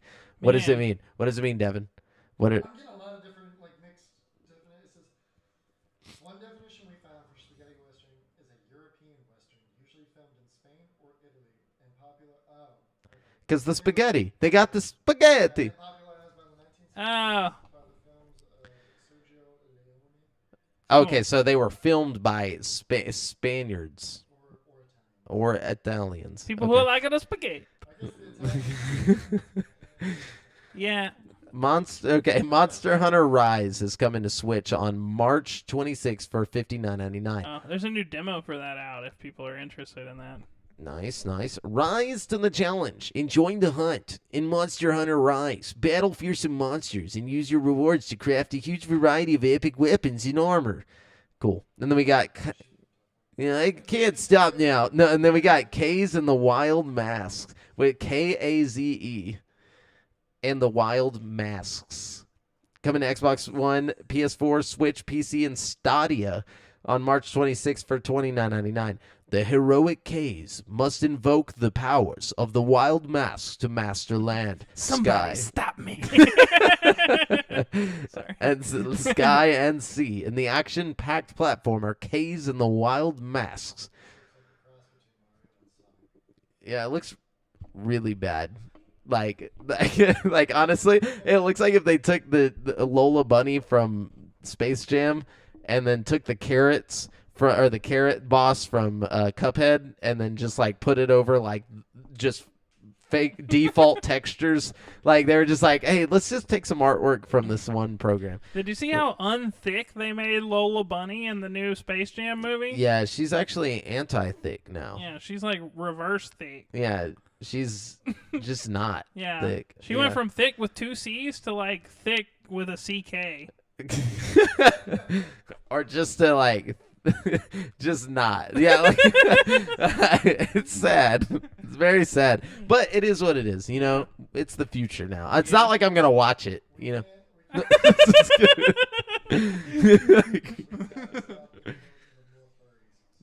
Yeah, I think You think maybe that's the problem?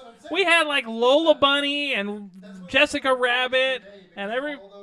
Bro, you're blowing my mind right now. The fucking weird animal bitch from the Goofy movie. You know, everybody was in there. Roxanne. Yeah. Wow. She wasn't weird. I'm kind of sorry. pissed that you guys nobody's mentioned Rogue the Bat from Sonic the Hedgehog. I'm the only one. I think. Yeah. No one cares. No, but anyways, Tony Hawk's Pro Skater 1 and 2 is coming to Series X and S and PS5 on March 26th for the normal price of the game plus $10. So if you already own the game, you got to pay $10. If you don't own the game, you buy the normal game and then pay $10 to upgrade it. It makes no sense. We were talking about the pros and cons of PC gaming the other day. Tony Hawk's Pro Skater 1 and 2.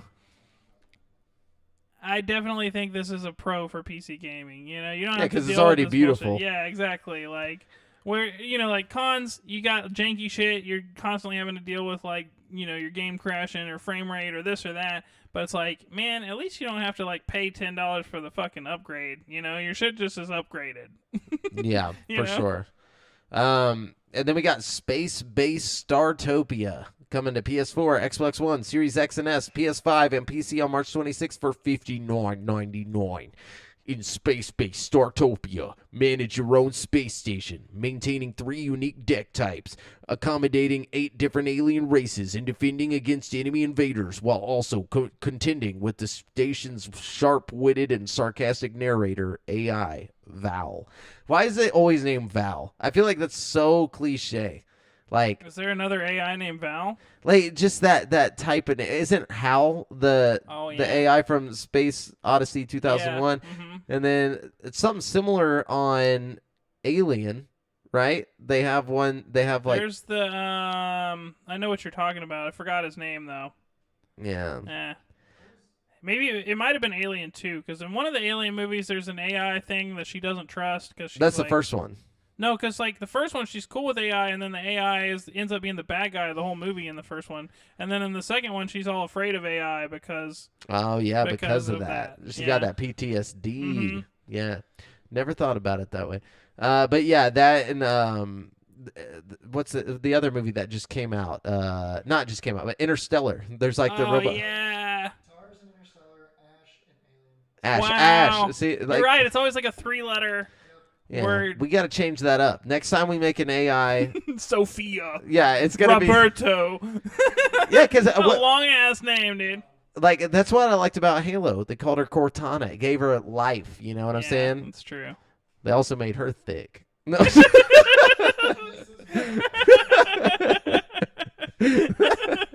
Anyways, that's it for games coming out this week, or this week's releases. We're gonna jump on over to currently playing. Boys, what have you been playing? Man, I've been playing a lot of shit. All right, run the gamut. All right, give me a sec, guys. I've been playing a lot of shit. Okay, first of all, I played through Devotion, this game that I was so excited to get my hands on. The Chinese band Devotion. The Chinese band, the Forbidden Game. It was good. It was a good game. The game itself is just like a walking simulator type game, like Layers of Fear or something like that. Yeah. So if you're not into that kind of like style of game, you might not be into this. It's like a walk here, find this piece of the puzzle, walk back there kind of thing. The main game all takes place in one apartment, but like you go between different time periods. So like you go from like 1980, 1985, and 1986, and you get like you're bouncing back and forth between these different times by like going into a different door. So you go into like the different time period in the same apartment. It's really interesting how they have it laid out, and the game's scary as shit. Like, it really gets you a few times right off the bat to, like, make you afraid. You know what I mean? Like, yeah. Right at the beginning, it does, like, a few really little scary things. Like, there's one part right at the jump, and, like, you're in this hallway, and there's, like, this girl, and her, like, head's all twitching and shit, and she's, like, standing, like, way away from you, And, like, you don't want to go towards her, Like, if you go towards her, she's going to kill you or something.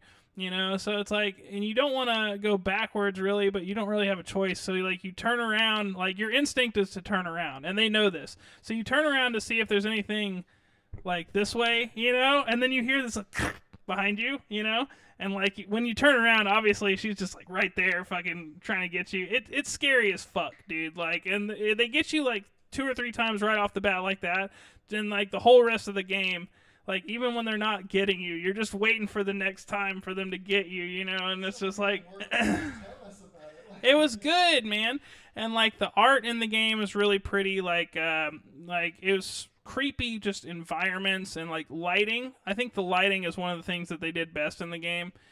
All in all, I'd give it, like, a solid 8 or 9 out of 10, For what it is, it's pretty good. You know what I mean? It's short, though. It was, like, 4 hours, maybe, to beat the whole game. Apparently, their next game isn't going to be a horror game, and it's going to be like a 2D side scroller type game. Well, I hope they do good on whatever they do next. But Devotion, also the story is mad fucked up. Like, it's like really disturbing. A lot of the horror elements of the game come from like just the thinking about how fucked off everything is. Like, it's about this little girl who's like, I don't know if I should tell you guys. Most people probably won't play this because it's like hard to get your hands on, you know. But fucking, mainly the story is about this little girl who's like sick, and the dad is like trying to figure out what's wrong with the little girl, and like he takes her to this witch doctor who like basically drains the whole family of their money, and like all this fucked up shit's going on. You find out the little girl's basically just been faking the whole time for attention, and like the dad's like ripping his tongue out and shit at the witch doctor, and all kinds of like weird fucked up shit, and like it the whole game is just messed off, and like there's all kinds of weird religious shit, and it leaves a lot open for interpretation, but not in like a weird like the medium kind of way, like in a okay, this is interesting, and like you don't really know if like the spiritual shit that's happening is really happening or if the dad's just on drugs, and like it's interesting, you know what I mean? I think if the daughter was faking it, she'd just get adopted. Right? And you watch this guy's relationship like crumble in front of his eyes and shit because of all this fucked up shit. Is it I don't know what I was going for here. What is it translated? No, but actually that makes it a lot scarier. Well, like it's translated in the like subtitles, but like there's but I just mean like, is it dubbed? No, it's not. Wow. It's totally in Korean or Chinese. Chinese, I thought. Yeah, it's Chinese. Sorry, Taiwanese, I guess. But man, it's freaky, dude. It's really good, and it's not that imposing to read the subtitles because most of it's not talking. Like there are little cutscenes where they'll talk a little bit, but most of it's like implied through like things you run into, like you'll walk into a room and there'll be a piano, and like you'll look at the piano and you'll turn around and there's like mannequins all in the room like looking at you, you know what I mean? And it's like, okay, it's implied that like there's something going on in this person's past that had to do with the piano. It's all kind of just like pushing clues at you contextually. I don't know. I really enjoyed the game. But yeah, I played through all that.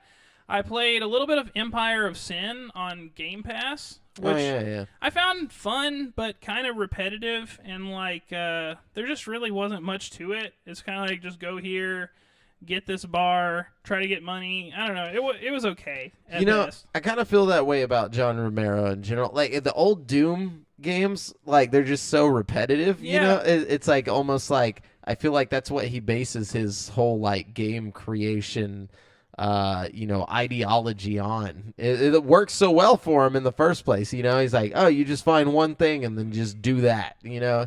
And like, I don't think it's a problem. I don't find fun in that. Like, I don't like the old school Doom games. Like, they're not fun. Like, well, this game is more. It's almost like I totally feel what you're saying, by the way. But this game is almost like XCOM or something, except it just doesn't feel as like defined as XCOM, you know, like it's like a really surface layer copy of XCOM almost. You know what I mean? That would suck to make like a strategy game and just not be good at it. You know what I'm saying? That's just how I feel. I think, you know, other people might enjoy it more, but it feels really basic to me, you know.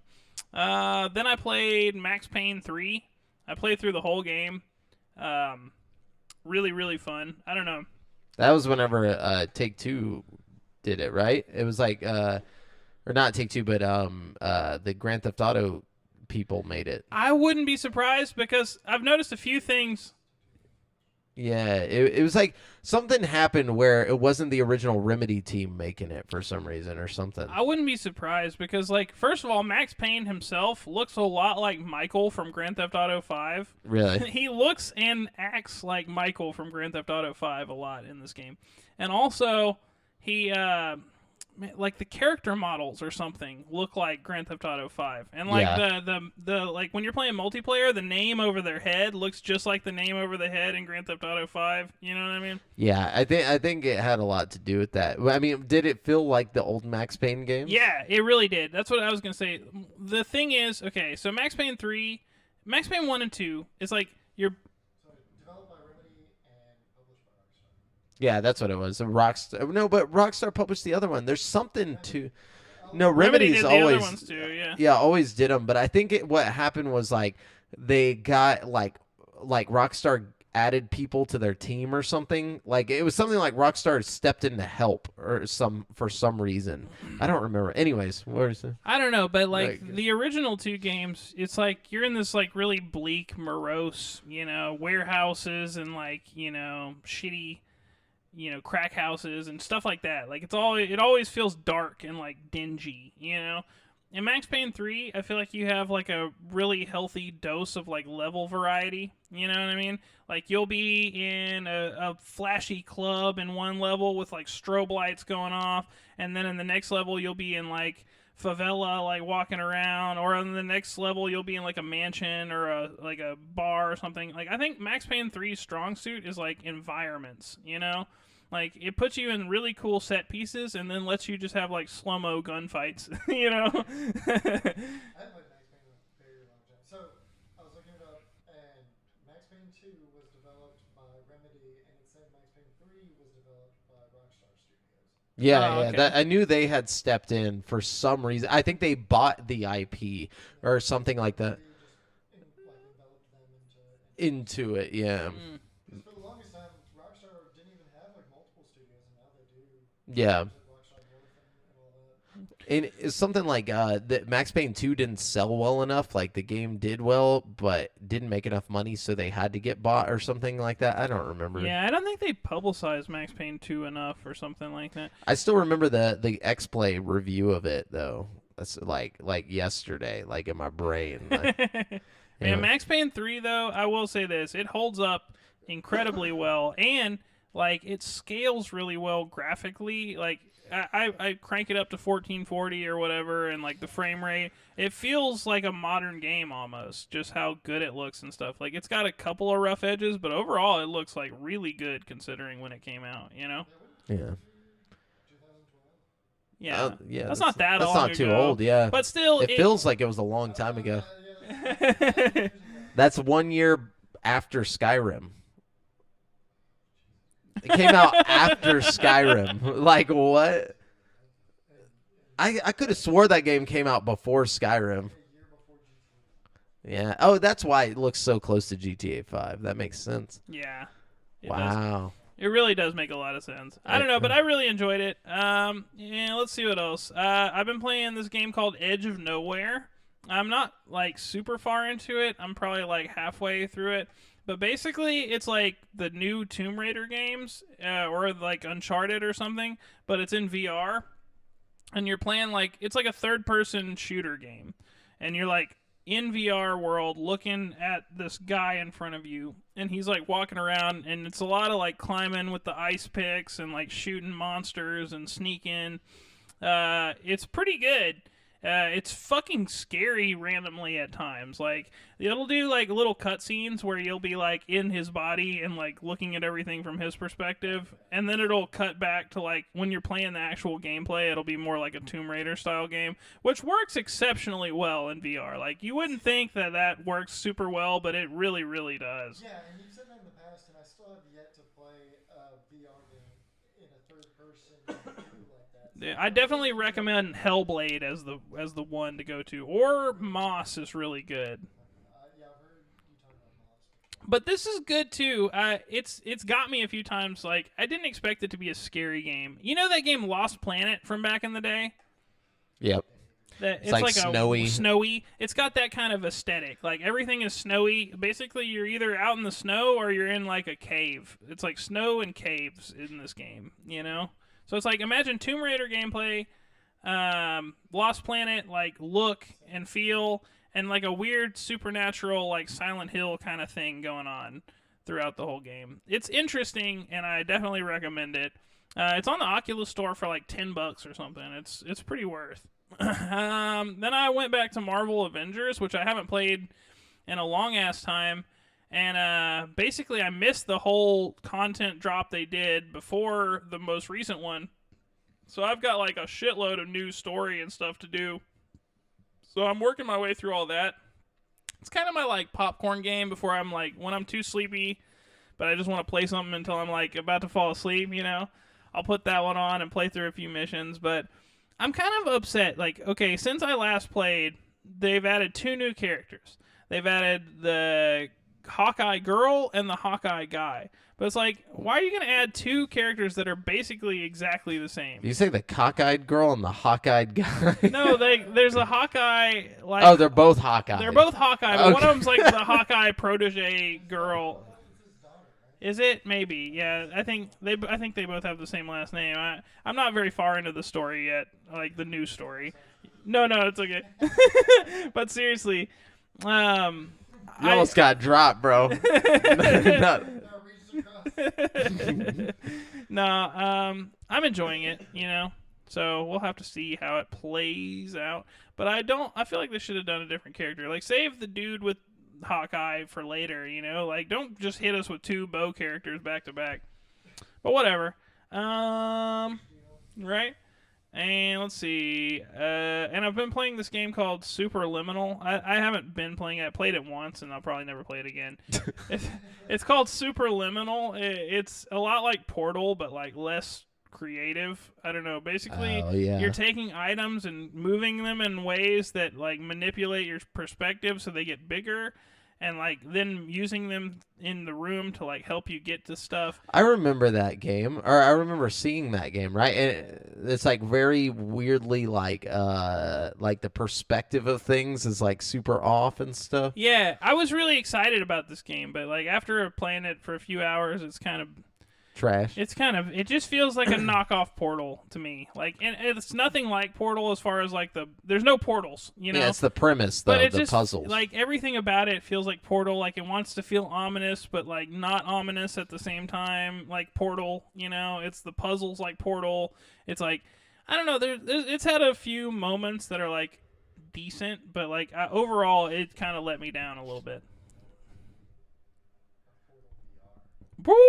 Is there not a Portal VR? There should be. That would be sick.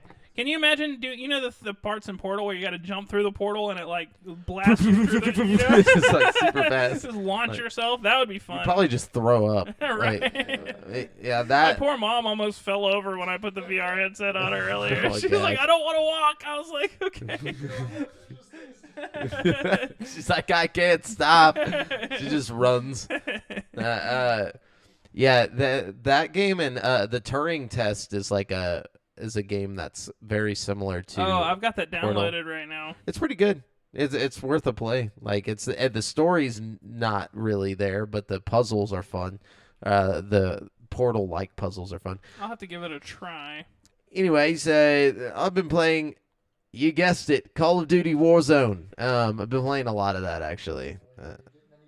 Yes, actually, that's why I've been playing a lot, because like I jumped on and I got a dub like right on. It was like the first or second game we played, and then I was like, all right, that's all I'm playing this week.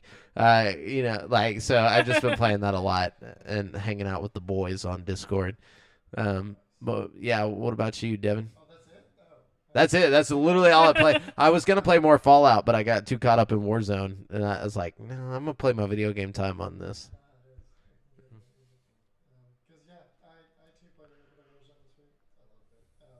But besides Warzone, I got Odyssey. Oh, Assassin's Creed. Odyssey, it was on like super sale. Sweet. Are you playing it on PC? Yeah. Oh, nice. Yeah. I had to do some finagling with Yeah, I bet if you're trying to get it up to 4K, it's probably. Yeah, I got it running steady at like, I think not ultra, but high settings. Oh, really? I was about to say you might have to pop it down to medium or something. Probably still look good in 4K. 60 frames, high settings. I had to tweak some of the stuff, but I got it going pretty good. Odyssey's dope. Did you play Origins? I played Origins a tiny bit a long time ago. Okay. Like a little bit. And Odyssey's like a bunch of game, dude. For like, how much did you pay for it? $15. 15? Dude, you're getting a shitload of game for $15, man. Like at least 60 to 70 hours of like just fun entertainment. You How know what much I mean? time have you put into it so far? I probably just put like 2 hours. I just played it one night, like when I first got it. Are you Alexios or Cassandra? I'm the dude. Okay. Alexios. It's pretty cool. It's taken me back. I haven't played an Assassin's Creed game in a long time, since my very brief encounter with Origins. So it's dope. I was also, they had a sale on, I think majority of the titles except for Valhalla. So I also picked up Black Flag for Dope. PC, but I hadn't gotten into that one yet. Black Flag was my shit, man. It's a little hard to go back to after Odyssey because Odyssey's just so grandiose and shit. But like, it's still really fun. I bet it looks great on PC too. And that's what I also wanted to see. And it was only like $5, I think. Oh man, if you like pirates, dude, the story in Black Flag is really engaging. Yeah, I played Black Flag a long time ago, but I don't remember how much shit. Oh man, I love it. I feel like it expands on the actual Assassin's Creed story a lot too. Like most people don't think about Black Flag, but I like the little parts where you're in Abstergo walking around, you know, from the first person perspective, you know. I was still with Damien too. Was it? I thought it was like one of the first ones after Damien. Yeah, either way, it's pretty cool. Yeah, other than that, I did play some Blade and Sorcery. I put a flying mod into it. Aww. Flying has been so much fun. There was another big update, so not all the super wonky creative mods are caught up with it. But there was flying and a couple other things. Oh, and guns. Dude, have you Flying around with guns. have you played Boneworks, man? No, and I saw the video that I think you guys showed to our page of that guy like doing it to the song and everything. I didn't know that there was a sandbox mode in Boneworks. Yeah, so dude. I'm definitely about to get Boneworks. Boneworks is sick. It's like it's got a lot going for it, Yeah, man. I played Boneworks probably over a year. I played Boneworks like a year ago on an HTC Vive, but I only played like the very beginning of the story. Yeah, I was about to say, like, and stuff. you got your story, but then there's like the sandbox mode, but then there's like a gladiator arena type mode where you can like go and like fight gladiator style, and then there's like this other new DLC thing I think they just put out with like zombies in it, and then there's one thing where it's like a whole new like level. It's not like a whole new story or anything, but it's like a level they built with all these secrets built into it and shit that you can play around in. It's really cool, man. I really want to get Boneworks, and I was going to get Boneworks this week, but something else went on sale that I had to pick up. Actually, What is it? Half-Life Alyx. Oh, 40% off. I'm excited Nice. for you, bro. I picked that shit up. Obviously, I haven't got to play. It was right before I left to come up here. Oh man, dude. Yeah, $35. Half-Life Alyx. Dude. So when I get home, I'm gonna download it in like 2 minutes. Oh no, why didn't you just start downloading it? Oh yeah, okay. And I was also playing. I think I was playing COD before. Dude, you're gonna have so much fun. First of all, you're gonna have fun with like the actual campaign itself. Like it's just the best. Yeah, I played a little bit of it. It was phenomenal. It's so good. But also, you're gonna have fun with all the mods they've been doing lately. Somebody just built a whole BioShock mod for fucking Fallout or for Alyx, and you can play like this weird like spin-off BioShock game that they made. Yeah, Like, that's tight. it's pretty cool. You get in the bathysphere and everything, and you like go down, and it takes you down through Rapture and shit. Like it looks cool, dude. I'm like, I hope it's as easy to mod as Blade and Sword. If it's as easy to mod as Blade and Sword, it's easier, dude, because you go straight through the Steam page. It's one of the weird Steam Workshop games where you can mod it directly from Steam. Like you just download it. It's really cool. But anyways, yeah, I'm excited for you. modding VR games has become so much fun because, especially with sandbox games like Blade and Sorcery, I've had all kinds of like powers like earth bending and shit. I might have to get you to come help me because I want to mod Skyrim, make it like a little sharper and prettier. You know what I mean? Yeah, I can definitely help you with it. That would be cool. They're not hard to mod at all. It's just a matter of knowing how to get to all the files and having the right stuff. Cool. Inserting. I modded Dead Rising 3 last night because the game hard locks you at 30 frames per second unless you go in and write like a line of script for the game. So I had to like go in and like unlock the frame rate You cap. hacked it. So No. I was gonna mod Fallout New Vegas, but there's a lot of pre-steps to modding it, to where you have to like unlock RAM usage even. Oh, weird. Like you have to you can like go in and unlock RAM usage for the game to where it'll run smoother and be able. Well, to those play more. old games are like that. You know, that's why they had to do Skyrim Definitive Edition, because the old Skyrim didn't like allocate enough RAM or something because it was made for like older systems. You know what I mean? That's one of the big reasons why they did the updated version of it. Yeah, I wouldn't feel safe doing that. I just feel like I would explode my computer. You know, depending on the game, like I figure if I fuck up Dead Rising 3, it's not the end of the world. That's true. Yeah. Blade and Sorcery, I'm not too concerned did bog my PC down a little bit on that, but Oh yeah, that's what I'd be afraid of. And then I wouldn't remember all the mods that I put in. That's and where like, I'm at with Half-Life Alyx. I'm about to have to do like a clean install, I think. well, you can with Blatant Sorcery, anyways. They actually put a mod 4 in it. Oh, yeah. Streaming assets, and so it keeps everything organized. That's Nice. really cool. Half-Life actually does that too. It's pretty easy. so But yeah, that's it. That's it. So we've all been playing some pretty good games. If you guys want to let us know what you've been playing, drop it in the stream chat if you're watching. If you're not, and you're listening, go on over to facebook.com/group/GameSpeak podcast and, drop it there and we'll talk with you about it. Yeah, tell us about it. And we're going to jump on over to the topic of the show. Today's topic of the show is one that Devin brought to us. It's video games that we're exceptionally bad at. All right, we're done with the topic of the show. No, I'm just kidding. Yeah. So, let's do this. I only got 4 because it's tough, being this good at games. I couldn't think of anything. But honestly, some of them are going to be multiple things of that genre. Yeah. So, broken, divided up. So, Brent, I take it you probably have more. I got 5. Yeah, so you start. Why? Because I'm so bad at games. No, I try not to do any like Dark Souls or anything like that, just because it's like obvious that I'm gonna be bad at Dark Souls. But you're not bad at them though. I'm good at Sekiro. I'm not good at anything. But you were else. also good at Jedi. Oh yeah. Fallen Order. I was pretty good at that.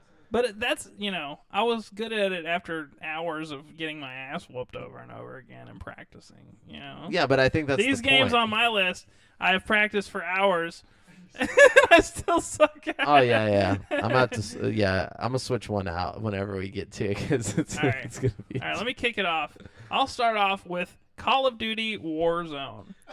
I fucking suck at Call of Duty Warzone. I'm better at like Apex. I'm better at anything. I'm better at fucking PUBG, dude. You know what I'm saying?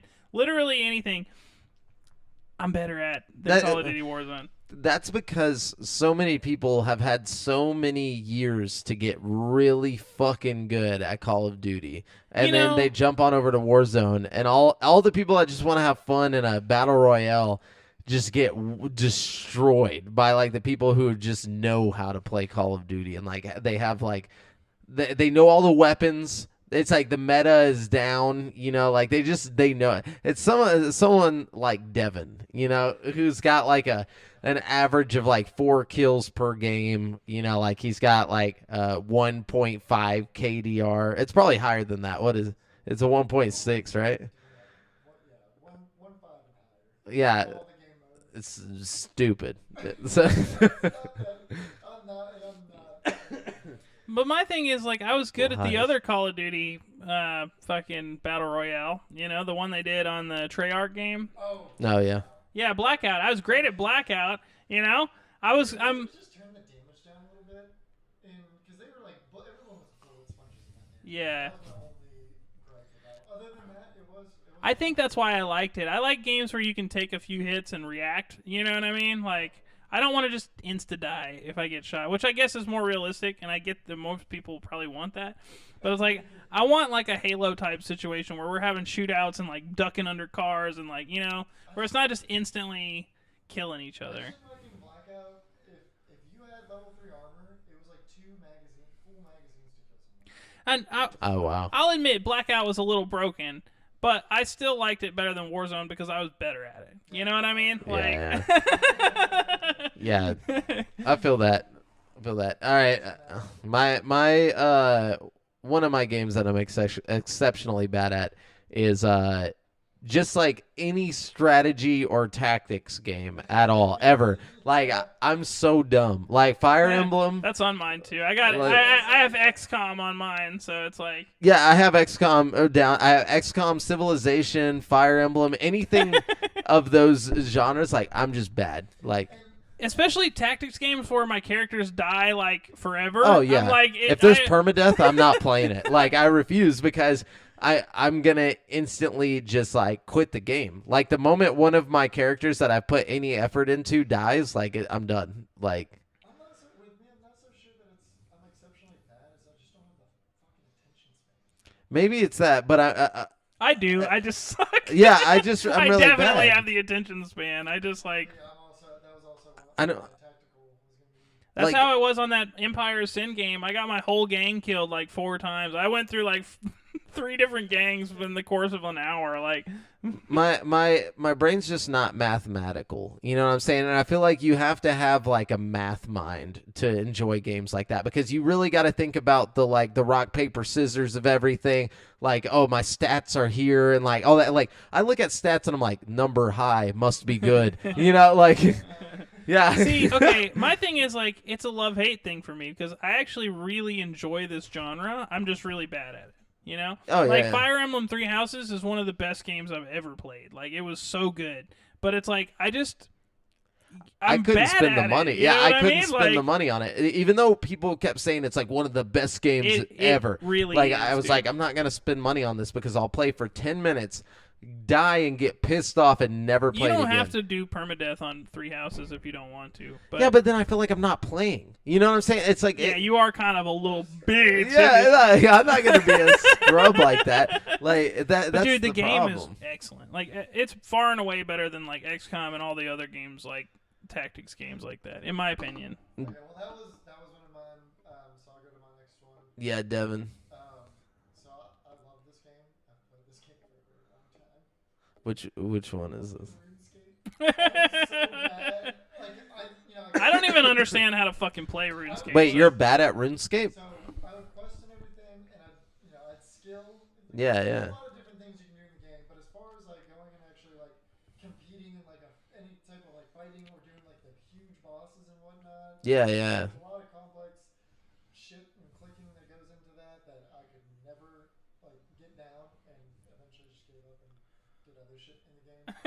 But yeah, I'm exceptionally bad at it. Man.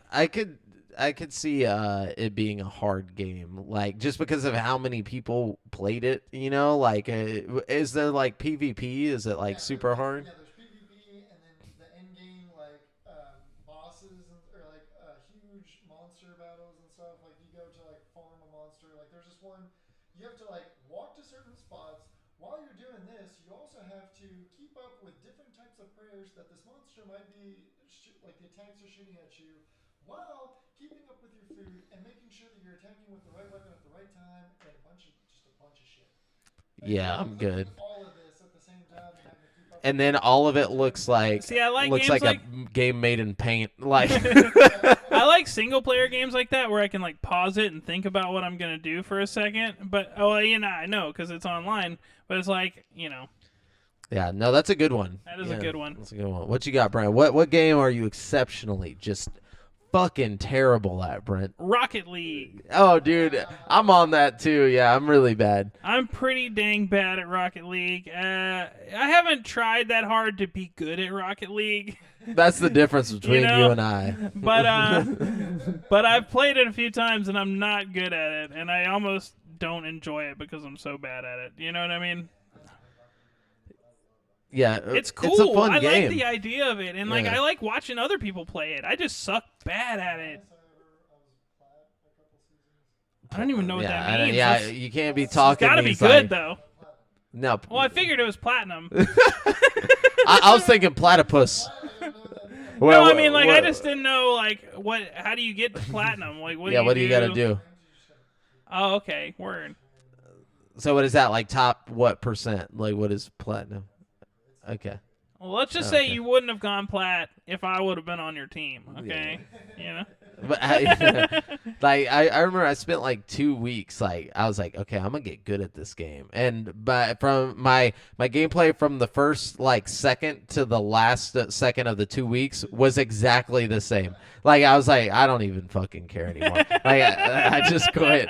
Like and then I saw like Phoenix like playing, and I was Phoenix is like, good, I was like, dude, dude, he's so good. made me so mad. I was It's just making like, the shit flip and like hit the ball in fucking crazy Yeah. ways. Air dribble, I can like hit it off and then like dribble it in and go into the goal, but I was very consistent with like aerials, flying at different angles, chipping different angles and stuff like that. So I wasn't. yeah. I was like Were you getting pitted? No. I was good at like going after the ball, and then like somebody would get it right before I would get it, and then I'd go after it again, and somebody would get it right before I get it. That was pretty much my experience with Rocket League. Yeah, I'm super bad at that game too. My next game that I'm really bad at is fighting games, specifically Street Fighter games. They're like any of the Street Fighters, any of the Capcom versus Marvel Bull games. You know, like I'm so bad. I can't say generally that I'm bad at like fighting games. My next one on my list is Mortal Kombat. Oh, I'm good at Mortal Kombat. Awful at Mortal Kombat. Because I don't know all the combo moves and like the fatalities and stuff.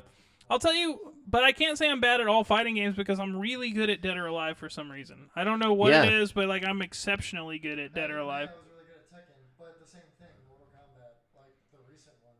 Well, that's so strange to me because I sucked at Dead or Alive. Maybe it's because Mortal Kombat's so simple. Like I feel like y'all are like going in with Maybe this you're like overthinking it. Yeah, you're something? overthinking it. Like I'm like you give me Raiden, I'll destroy anybody. You know what game like, I suck at is Killer Instinct, dude. The dude. reboot of Killer Instinct, I'm so bad at it. The classic one is hard too. Yeah.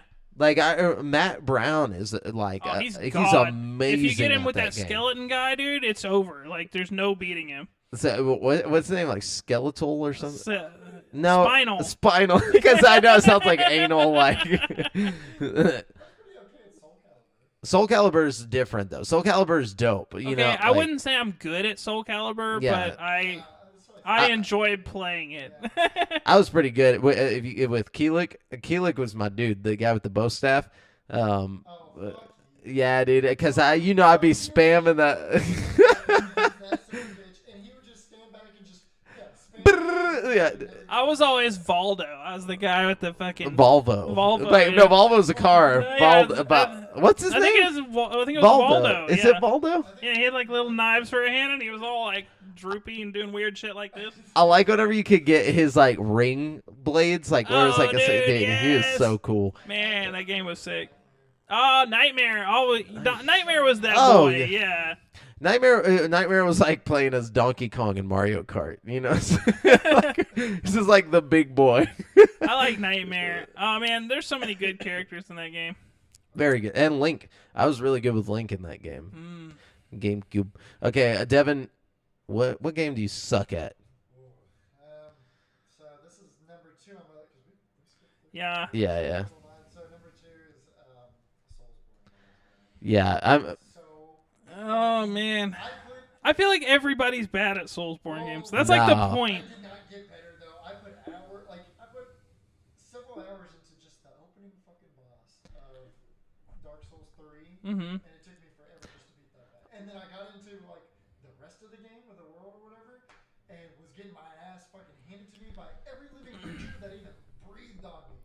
And I never got better. What's the game? What's the one where it's like something sins, like deadly sins or something like? It's Dark Souls, but it's like the second game, and it was on Xbox One. Scholar of Sin. It's yeah. Dark Souls 2. Dark Souls 2. So whenever I worked at Game Exchange, we could take games home, and like you could, as long as you brought them back or whatever, like you had to like write it out. I took that game home, and I played the intro, the beginning part, like for 7 hours. Never got past it. Like I got lucky one time, and like the boss like rolled off the edge of the level, and like but I fell with him, and so oh no, yeah, and I was just like, I just took the game out, put it back in the thing, took it back the next morning. Like I stayed up all night trying to play that, and I was just like, fuck this. See, dude. I was not a big fan of the Dark Souls games specifically, just because I don't like the weapons and stuff, and like managing my weapon and like all that shit.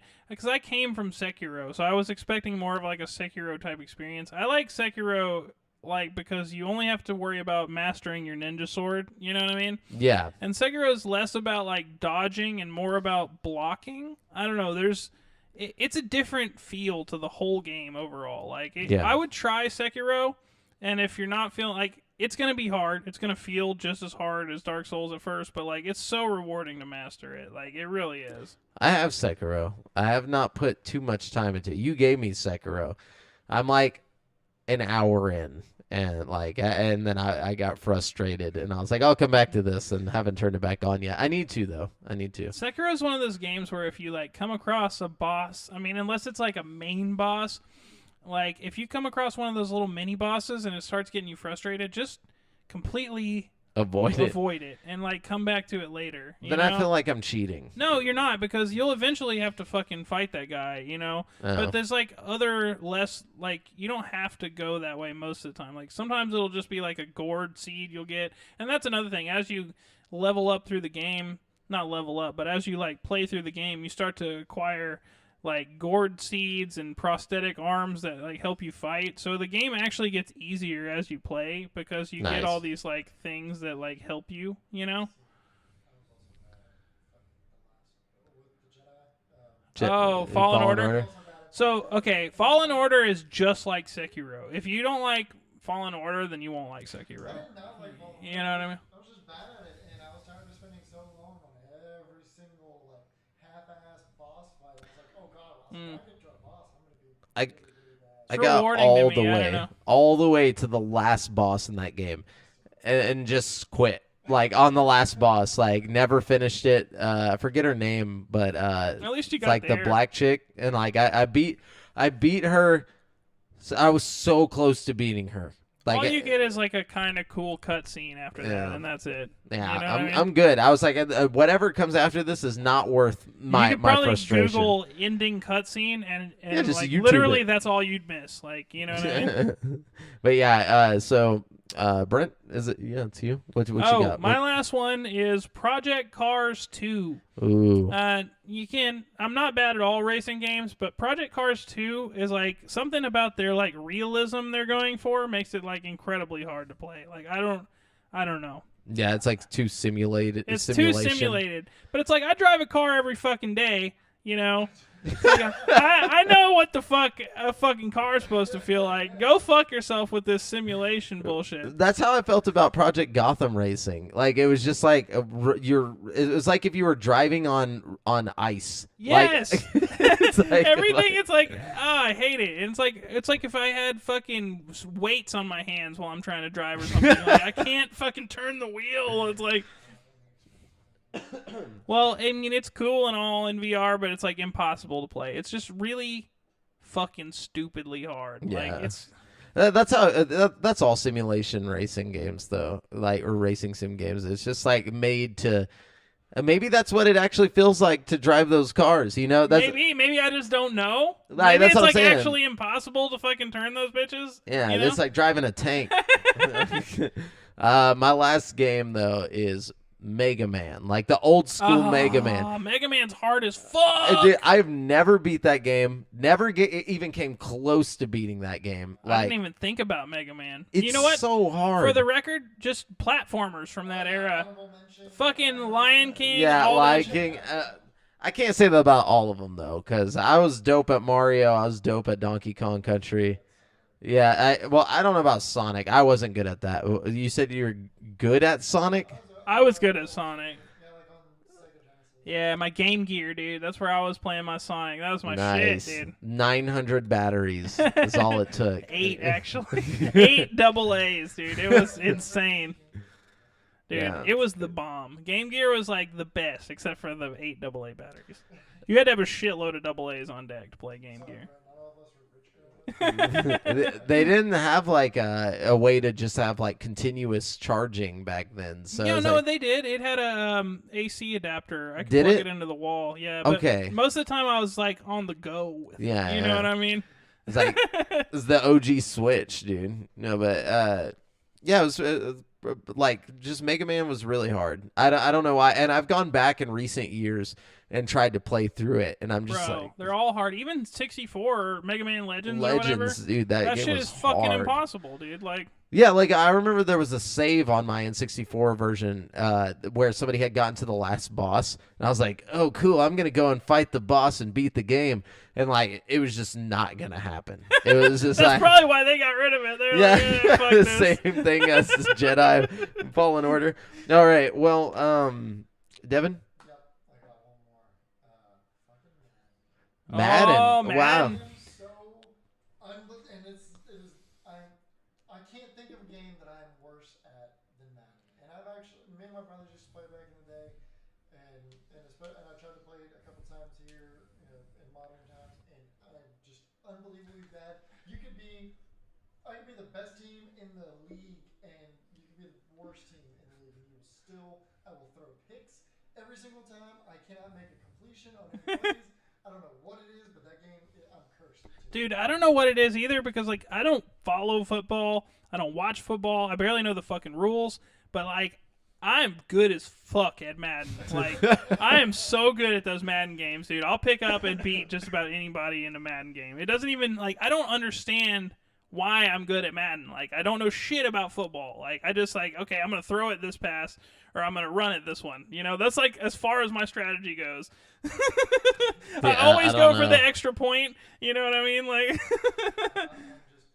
always been exceptionally bad at it. Like, that is my worst at game that I'll never get better at. I'm okay with that. I think the only Madden I ever owned and ever really played was on the DS. So I have no idea. oh my gosh. Yeah, I'm amazing. I actually feel like I remember playing that. Is that where you did the little playbook on the touch with the screen? touch screen. Yeah, and it was like 3D, and it was that was like, actually whoa. pretty freaking cool for its time. But yeah, so that was the only one I played of that. But I can tell you that I'm amazing at Blitz and Tecmo Bowl. Oh yeah, you get me on the Tecmo Bowl, I'll kick your ass. I love Blitz, dude. What was the street? NFL Street. NFL Street was dude. tight, dude. I was good at that one. I enjoyed that one. That was a good one. I'm all about the football games. I'm all about the sports games that aren't real. Like I like Your the head midway, catching on fire, midway games. Like you give me NBA Slugfest, Jam, NBA Ooh, Jam. Slugfest is so good, dude. Yeah. I want to play Slugfest right now. That would be fun. That'd be just a fun game to just like have some like pizza and just chill, play some Slugfest or man, that's Blitz. Like get 4 people on Blitz, man. That'd be fun. I remember all sitting around playing Slugfest on PS2 back in the day, and like I would get so hyped when they like the ball would catch on fire or whatever. That was so exciting to me. Like you could play as Scorpion because it was Midway. Oh like yeah, you could play as all of them. all those Midway games had like the crazy cheat codes, like in the middle. Yeah, you just switch the 3 little like emblems, and like as long as they landed on a certain like thing. Man. But yeah. Anyways, that's it for the topic of the show this week, guys. We're gonna jump on over to the People's Champ. I think we only had one question, possibly. Yeah, I think so. Let me check again just to make sure we don't have any champions in the making right now. It's all right. We're building the love right now with the new simulcast. Yes. Okay. Cleveland Jones Jr. is the champion this week. Oh, sweet. He's the People's Champ. What's up, Cleveland? He says to us, I saw PSN is deleting its online database for PS3, PSP, and Vita. Does that mean the titles will become available for download on PS4 and 5? I think, like, okay, so Vita exclusive games, no. Like, I don't think that will happen. But I think most of the games that are on the PS Vita, like, the store are already available on, like the most other of the store. ones that are worth getting anyways have gotten some sort of port. You know what I mean? Like Guacamelee and I all wouldn't that be stuff. surprised to see some sort of PS5 section in their store open up that's like classic games or something, but I wouldn't hold your breath anytime soon. You know what I mean? Sony's like just notoriously bad about like backwards compatibility and all that stuff. It just never seems to be their focus. Not that it's a bad thing, but it would suck to lose all those like Vita exclusives.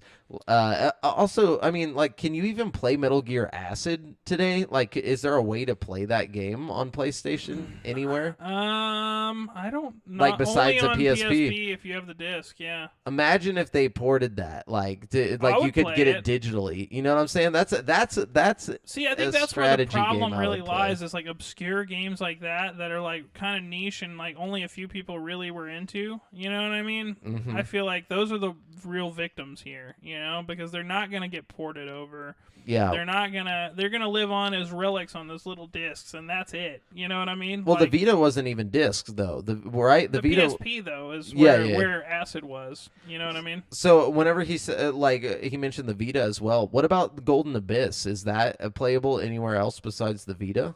Golden Abyss, Like the Uncharted game? I thought they ported it. I could be wrong. That's what I want to know. So I know that. Looking at Metal Gear Acid, I'm not seeing anything. Uncharted. I know God of War had Golden. some PSP ports and Vita ports that eventually made their way to the bigger consoles, with a little touch up. You know. I think The entire Uncharted series is now playable on the PS4 thanks to the re-release. Yeah. So oh wait, all of it except for Golden Abyss.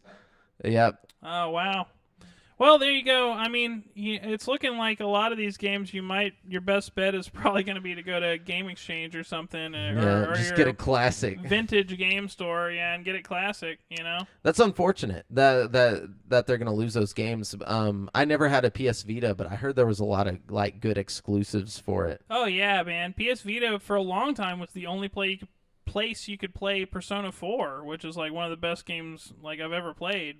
I mean, recently they released it on Steam, but it's like, that's just an example of like, one of the few. I remember when they were giving away PS Vitas at Taco Bell. Like if you got like a certain meal or something, and it was like nobody knew what a Vita was at that point. Like they didn't do like any marketing for the PS Vita. No, and the PS Vita was dope, dude. It should have sold and done better than what it was. Like even today, like the hardware is sick. Like it was about as cool as a freaking Switch, like back in the day. Like way it just didn't before, have the docking capability. Yeah, but I mean, it had pretty good graphics for what it was, and like, I mean, it was just all around impressive, at least in my opinion. You know? It's crazy that the DS did better. Like, dude, it really is. It's crazy how Nintendo even competed in a lot of the handheld stuff. They were just like, It's make more Nintendogs. And everyone was like, all right, yeah, we'll take that. But yeah, no, thanks for writing in, Cleveland. Sorry for the bad news. But Brent, let's round out the show with... It's Brent's Insane Tropical Berry Question Blast! Thank you. We're back. We're back. Brent's back. Yeah, that was for you, Dylan. Yeah, Dylan was pretty unsatisfied with Brent's last week. Remember, he didn't hype it. He's like, Brent's facts. Dylan, Jawbreaker. Oh, and I thought you were talking about me because I was also very Yeah, Devin was definitely upset. Call me Dylan 'cause that, Yeah, we're just calling you Wow, Dylan. we yeah. just forget your name. We just call it Dylan Mayer. Wow. Really? Your mom's just like, Dylan, get over. I mean,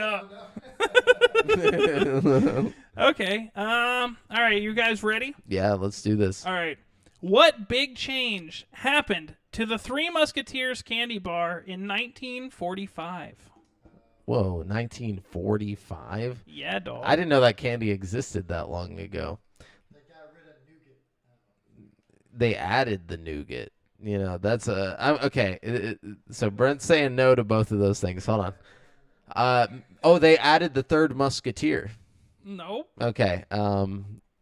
Where do we go with this, Devin? I don't know the history of candy. Hold on. You guys want the real? All the random knowledge that it is. Okay. I had to turn it up on you guys. You guys are always getting it. Yeah, that's tough. I'm gonna say. Well, it could be anything that I mean, like we have no recollection. Yeah. What does this pertain to? To the name, or like the The brand? actual candy itself. The actual candy. Okay. It became. It got its fluffy consistency. No. Okay. I don't know. Because before it used to be like a rock. Bar No. instead of some other form. Okay. All right. Well, We're on the path. You get- It's just one single bar, and it was 3. Oh, that's it. Only there's more to it, but that's really So that's it used to be 3 bars. It used to be 3 bars. Can I go ahead and just tell you guys everything? Yeah. It used to be 3 bars. They used to all be different flavors. So it was like a chocolate, a vanilla, and a strawberry Ew. bar. Well, I feel like they should have kept that though, because that I makes know. it a lot more It makes sense with the 3 Musketeers too, you know? Well, they isn't the Three Musketeers thing now that it's like layered, like 3 layers Their or something? new marketing for 3 Musketeers is that it's big enough for 3 people to share. That's a lie. Well, That's a that's- complete lie. that was I'll their eat that whole marketing. thing by myself, and I did many times. It's just like a It's fluffy nougat. Yeah. Here, let me read you guys Not the nougat, article yeah. real quick. Okay. If you've ever wondered why the delectably fluffy 3 Musketeer bars were named, it's because when they were first invented in 1932, they came in 3 breakable pieces. Not only were they made for sharing between 3 people, but they came with 3 different flavors in each bar: strawberry, chocolate, and vanilla. They also had a slogan inspired by Alexandre Dumas' classic novel, All for One and One for a Couple of Others. When World War II rations made it difficult to get a hold of strawberry and vanilla flavoring, the chocolate company pivoted to the bar we know and love today. Oh, that's why. So Yeah, I would love to try the classic, dude, you know? what's your favorite candy bar? Nobody says fucking 3 Musketeers. No, not at all. I mean, But if I got variety, dude, I might fucks with it. And I could see a strawberry and a vanilla one tasting kind of good. The Napoleon I'm a- of candy bars. I would fuck with it, dude. I'm gonna be real with y'all. When I was a kid, my 2 favorite candy bars of all time were the Three Musketeers bar and the Crunch bar, and I would go back and forth between those 2. So I want to let you know I'm hurt. I'm hurt that you guys. That and hold on, even worse, RC Cola. I was all about RC Cola. Hey, RC Cola goes hard, dude. That's I all went it to was the Dr. about. Pepper factory in Dublin, Texas, where I think Dr. Pepper like originated, you know? And Yeah. RC Cola is like a Dr. Pepper product. And Yeah. they had like fresh, do what? Yeah, totally. Fucking, you can get it like fresh on tap at the Dublin place. if Yeah, you but want. you're not gonna find it at the gas station because nobody buys that shit. You Like, probably find it at like a grocery store, maybe Yeah. like HEB or something. yeah, I bet you if you went to like the packs, The of big sodas, HEB. yeah, the imports. All right, we All right, got I got one one more for you. In the 1990s, what musical instrument were you required to master to be a teacher in North Korea? Oh, No.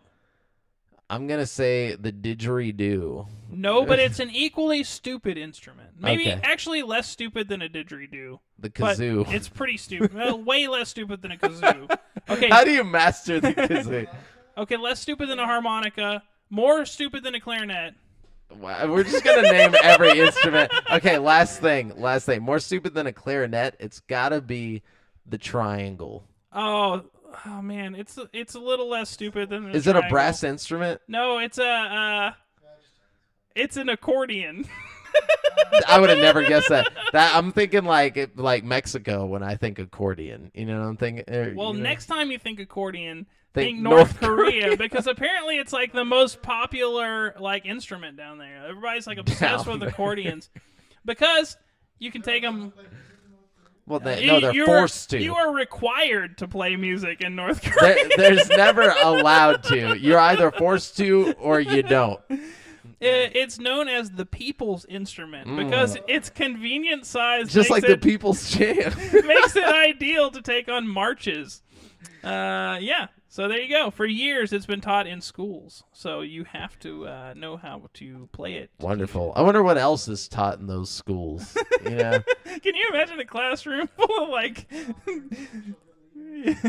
Goodness, that would be terrifying. You're just playing the accordion. It's like you just watch all your friends dying around you, like of starvation. Like, sad. Anyways, remember. Yeah. Jeez, yeah. It's North Korea. What do you mean it took a dark turn? But they're playing accordions. They're already there. There's nothing. All the sadness. Oh, jeez. Remember, you've been listening to GameSpeak Podcast, courtesy of GameSpeakPodcast.com. The show posts for free every Wednesday on all podcast platforms, but you can watch it live before anyone else on, basically, you could go to twitch.tv/GameSpeakPodcast, or you could go to facebook.com/groups/GameSpeak Podcast, or you can check it out on youtube.com/CreateForSanity every Tuesday evening at 7:50 p.m. CST. Be sure to submit any questions you want us to read on the show to the GameSpeak Podcast Facebook group, or you can check out the video version later at youtube.com/CreateForSanity. And if you want to stay up to date with your boys, you can find me on Twitter at the handle JAMAL, Brent at Brent Has One, Devin at Devondreas, and check out the GameSpeak Podcast Instagram. Till next time, listeners. Later.